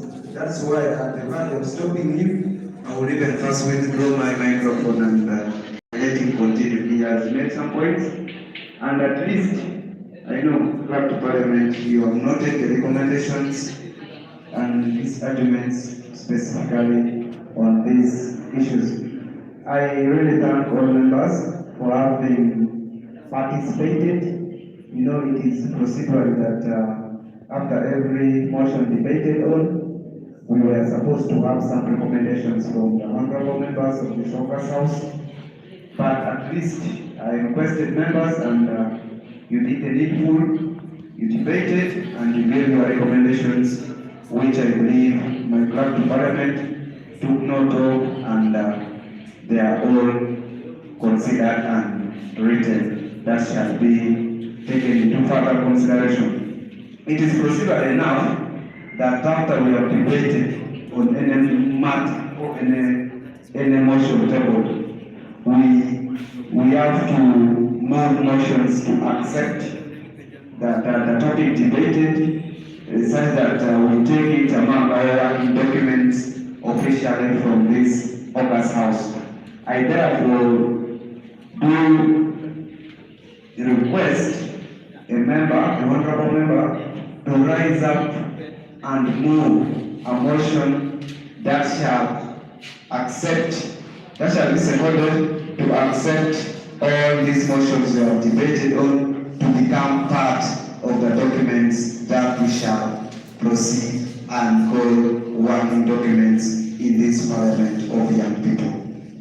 Any member to rise up and move a motion. Honorable Derek, I know you do the due diligence. Thank you.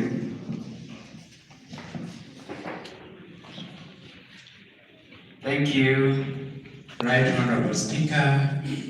Before I move the motion, I wanted to clarify all these recommendations we were giving, they apply to the youth. And the 78% of the youth we are talking about, that covers from the youth of 12 years up to 30 years.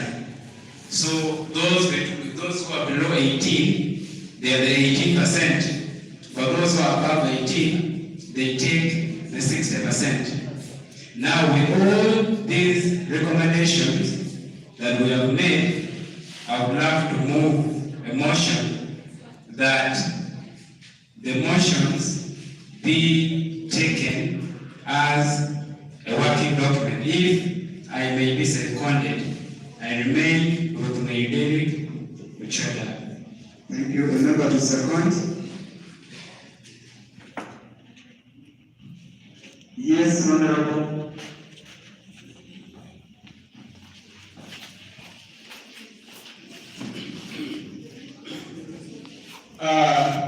I, Everest from Zongo, Zeosa County Youth Councillor, do rise up to second the motion to become a working document. I thank you. Thank you very much. Now we have sealed and approved our document as part of the documents that we shall be using even continuously in our proceedings. Point of procedure.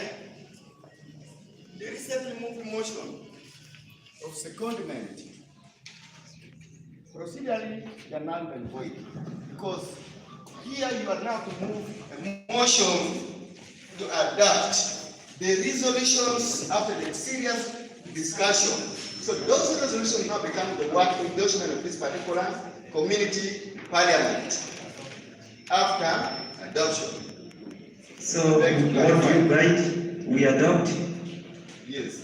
The resolution is the one to be adopted to become a working document. But when they say we are moving a motion to be considered as a working document. Yes, it is Honorable Derek he moved it clearly that the resolutions, the recommendations be adopted. Honorable Speaker, yes. The motion moved was about the motion, but not about the resolutions. So we are guiding that it is the motion for resolution after the discussion by this Honorable August Parliament. I don't know if resolutions may be different from recommendations. Honorable Speaker, we are in a learning process. Much as people do not want all this, there is need also to have elders. Let me just demonstrate. Please, with your permission. Honorable, given you 30 seconds. I, Honorable Pam Jackie, Councillor representing the Bagila Sub-County, writes to move a motion for approval of all the documents discussed, if I may be seconded. Is that what was supposed to be done? Madam, is that what was supposed to be done? Order in the House. Honorable, you talked something, but you have not told me whether that was something which was supposed to be done of that nature. Okay, Honorable Hassan, can I, Honorable Hassan, Speaker, right, Honorable Speaker, can you, speak like you are the one moving? I, Honorable Rinto Hassan, Councillor representing Paida Sub-County, do rise up to move a motion that this August sitting today do adopt the resolutions which have been discussed from the 3 or 4 motions, if I may be seconded. Okay. Thank you, Honorable Hassan. I think I may not need any more. Okay, if you agree with me, let my clerk to Parliament copy it and it becomes the same as you have said. Thank you for the guidance. Clerk to Parliament, you may make that correction. I may not need any more member to again start with it. Thank you. Now, I thank everyone for fruitful deliberation. Order in the House. Order in the House. Clerk to Parliament, can you take us through the next item on the order paper?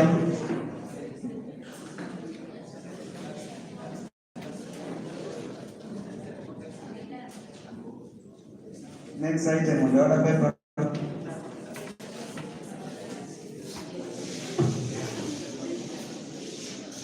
Going to proceed.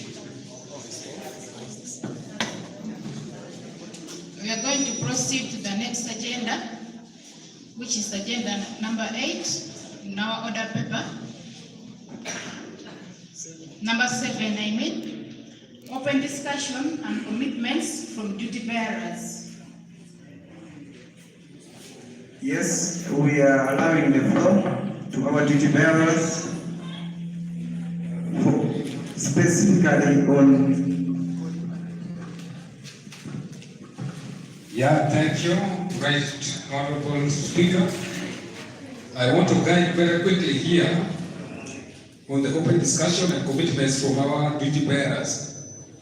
They are only coming to respond to some of these issues. And I want to give an order of their discussion. We have the chairman LC3 for Central Division, our host chair. We may start with him, and then we can go in that order with the other chairpersons, LC3. We may only allow 2. And then we have the 2 district speakers for Pakwash and Zombo. We may have both of them here to give some points. And then we have CSO representative. We have the ED for Navy District NGO Forum. We can give him also an opportunity to respond. But Right Honorable Speaker, I want to guide that we give only 2 minutes each for each speaker. Our lunch is ready so that we finish early and then we see how to move.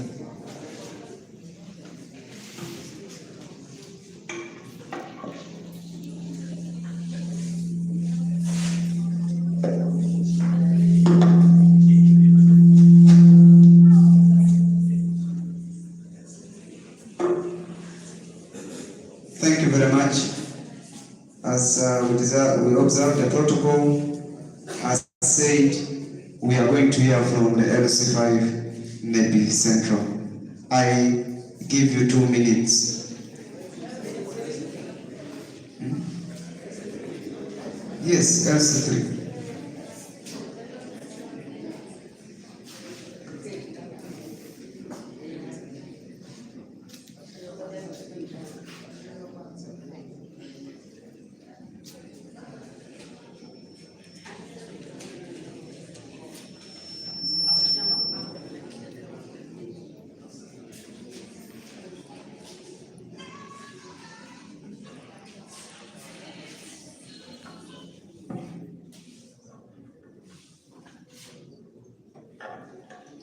Right Honorable Speaker, members of the district from Nebi, Zombo, Pakwach, we have a representative of Mayor, we have Chairman LC3's Tata Division who is here with us. And I want to give apology of Chairman LC3 of Abedo, members who have come from various councils. Thank you very much. You are mostly welcome in Central Division. Feel at home and feel the ambience of this municipality. I want to thank the Action Aid for your organization. Right Honorable Speaker, 3 motions have been raised and discussed very well. 1, poor road status in Greater Navy. 2, inclusion of youths in public service delivery. And 3, the teenage pregnancy, child and forced marriage. Right Honorable Speaker, thank you very much for allowing members to discuss this. Me as a leader, I've been moving around. People have been putting their concern. I need to agree the status of the road in Greater Navy is bad. We cannot deny this because we are seeing with our naked eyes. People are complaining. Since 1994, the government has been promising to tarmac the road, nothing has been done. People are complaining. Could it be that the population of Greater Alur does not matter to the state. People are still complaining with very many issues which the government is not really doing for the people of Alur. I want to tell the citizens of today, soon or later, the fountain of honor will be coming to this region. As youth, you need to prepare your agenda very well, and you connect to the people who are going to organize the coming of the fountain of honor, so that some of these issues can reach him. But I believe if you are really true son of the soil of this region, the only one thing should be put in front of the fountain of honor is the issue of this road. People are complaining. This government has done nothing that is wrong. Government has done a lot. There are certain things as human beings we really need to appreciate, and we want to accept your concern that the Nebiarua road, it is not the road for Nebi as a whole, it is a road meant for Arua. I agree with you. Our road starts from roundabout, goes to Goli, goes to Paida, up to and then connects Arua. That is the road. We need to accept that. In the second motion, the inclusion of youth in public service delivery, we need to be sincere. Right, Honorable Speaker, we have a number of youths which the government has considered representing their voices for parliament, district, sub-counties. We need to appreciate that. In civil service, more especially in the municipality, many of the civil servants are the youth which are employed by District Service Commission. We also need to appreciate this. It is true when you see the program of Eniola, which covers 19 groups. In all those groups, at least you will get youths are benefiting. We need to appreciate that. The country is working very hard to make sure that peace prevails, so that the business can go on very well. Why? The government is well aware that the greater population which are doing business are the youths. So environment should be flat for them. They should not be locked on the way. Their property should be safe. We also need to appreciate us as the national of the country. Another thing which I need to put forward, age has been reduced, which has accommodated the greater percentage of the population of the youth to aspire in political position. We need to appreciate that. The next thing. Chairman, summarize. Thank you very much.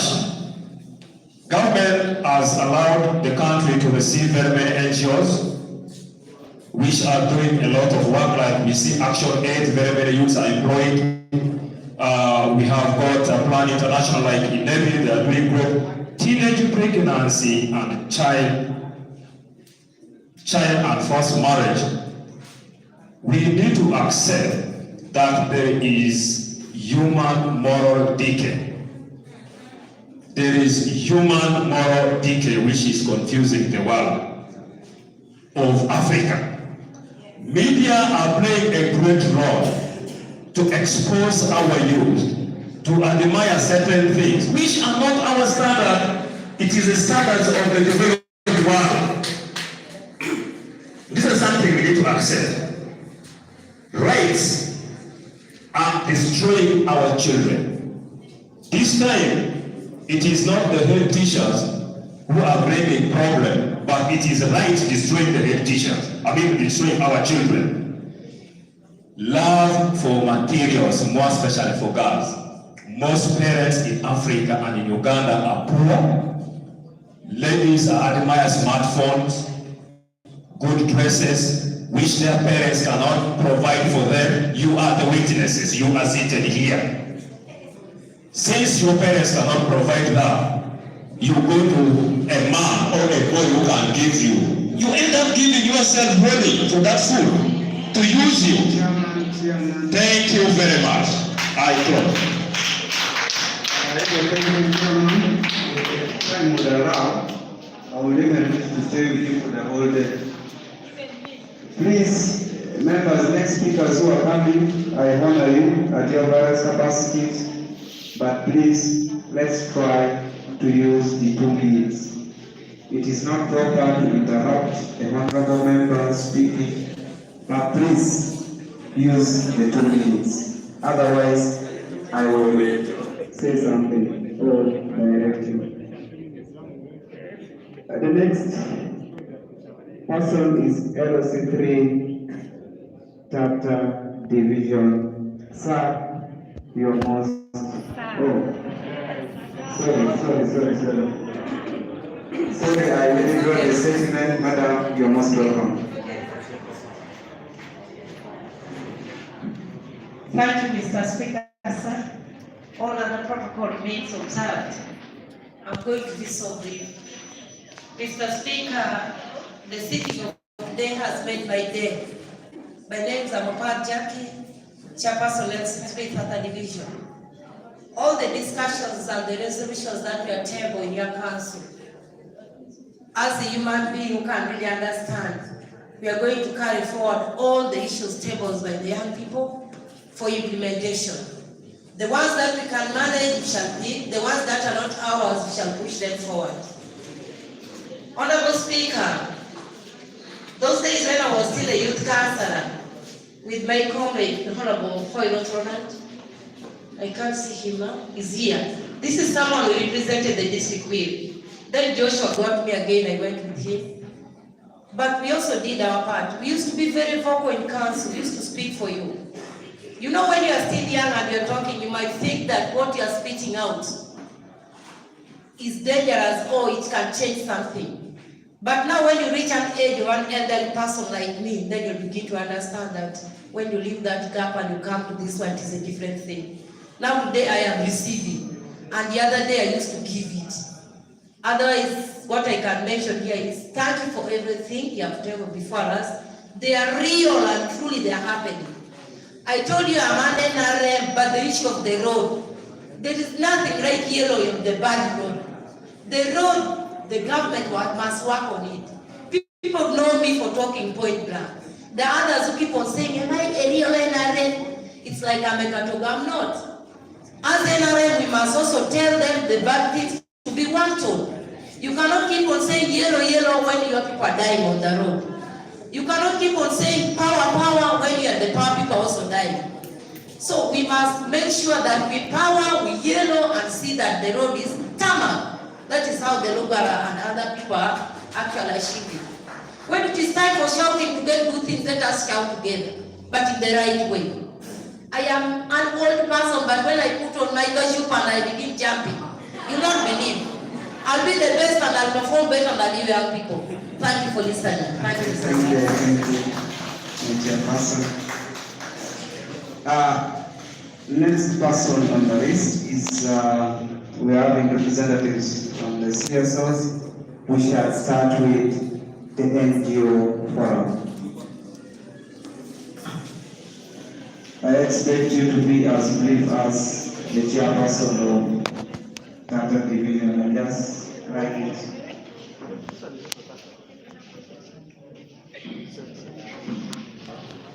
Okay, Mr. Speaker,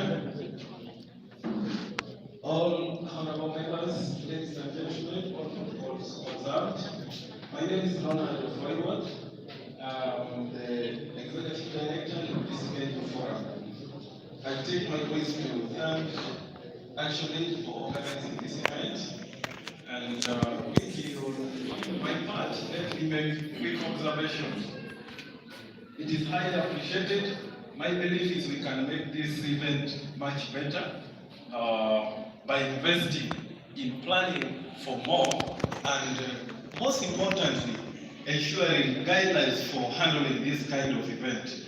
I saw some bit of chaos in the beginning just because we lacked guidelines of how we should move, but it's an excellent opportunity to empower our community, particularly the youth, to move forward.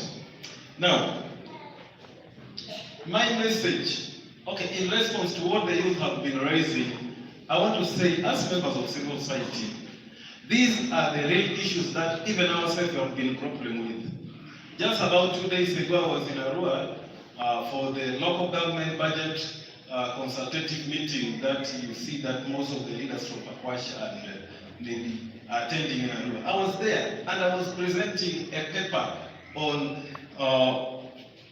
measures for service delivery, improving service delivery for the whole country. We started developing those papers all the way from Kampala. All these issues, the road you're seeing, if I was to share with you the document, you will see they are official.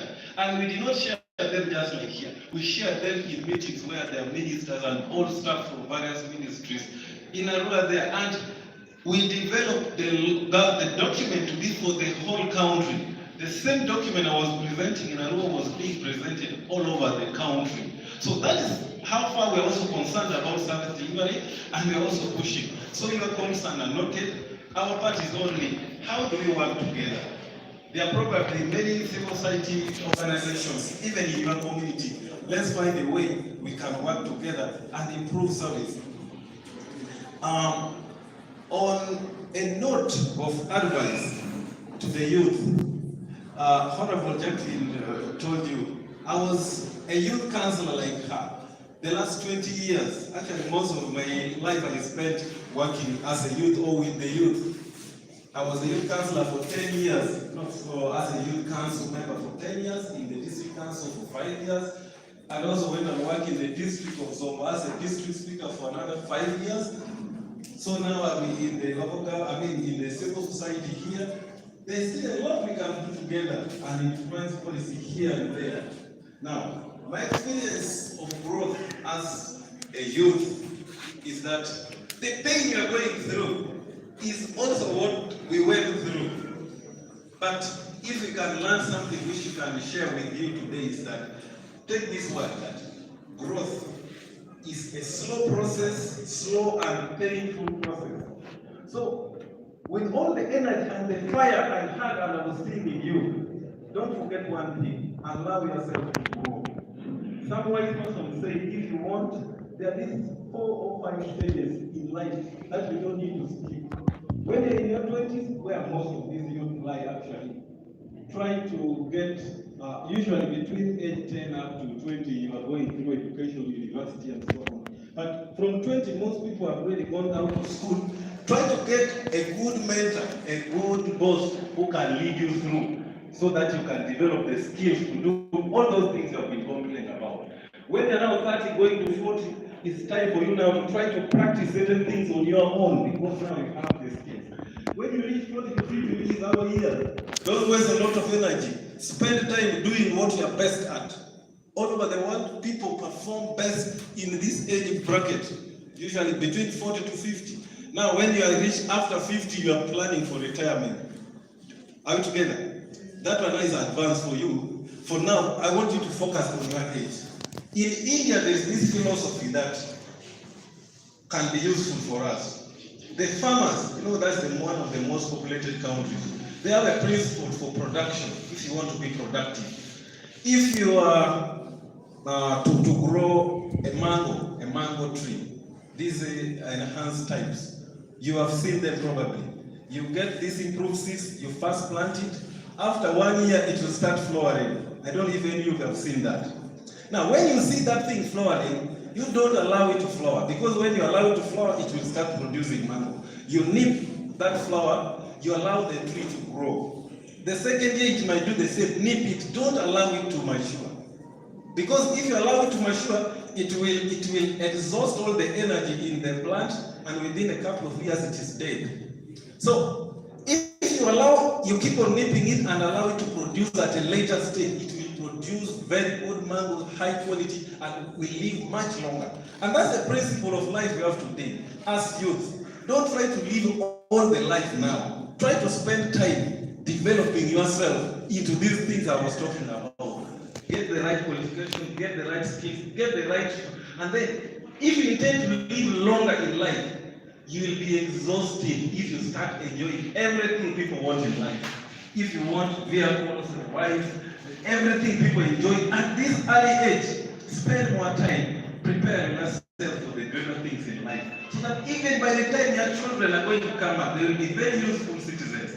We have learned this through very painful processes, but I believe it is something that can help you in your daily life. I could spend the whole day talking to you about this because there is a lot we have learned, but for the purpose of this meeting, allow me end here, but ask you to be cautious of 2 or 3 things. Know your purpose in life, what you want to achieve, regardless of the chorus of what people are saying, and know who can help you get there. And the worst thing you try to avoid being caught outside the law. When you hear people are threatening you, for people who are religious, you know the Bible says that the knife, the sword which has been given in the hands of people in authority is not for nothing. It's for punishing people who are big-headed. So, with all the energy you have, don't let that energy mislead you. Do your best. Avoid being caught outside the law, because the law will disturb you and you will not like it. But there are many good things that you can do to change situations. Like when you're talking about demonstration and so on, yes, there is a legal way you can do all these things. Or at least a careful way you do it without causing problem to yourself, your family. Remember, you have a responsibility for yourself, even for your family and other people who depend on you. Even the whole nation will need you. I want to thank you very much. At an appropriate time, next time, we might have an opportunity to meet.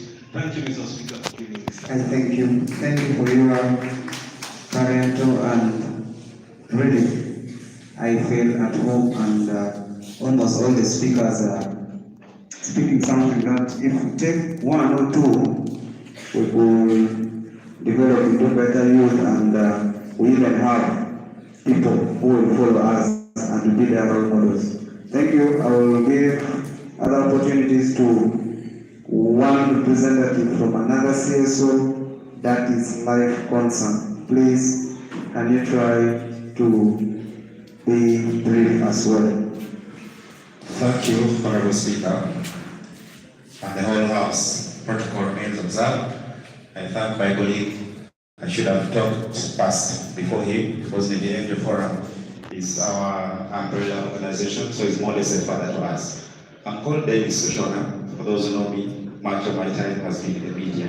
I've worked for almost all these radio stations in Greater Nibi. But today, I come wearing different shoes. I'm now working with Life Concern, the CSO world. I'm also into politics. I represent my sub-county at Zongo District Local Government Council.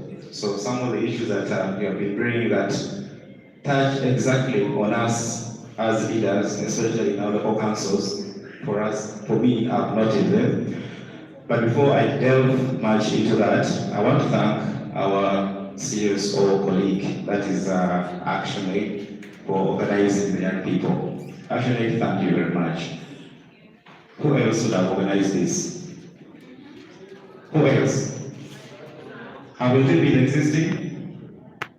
So let's pat ourselves in the back, especially for our colleague, that is ActionAid. Then number 2, I want to thank you, the young people. Pat yourselves in the back, because have you ever heard of this kind of engagement where young people talk out their minds? Have you heard it anywhere in Greater Nibi?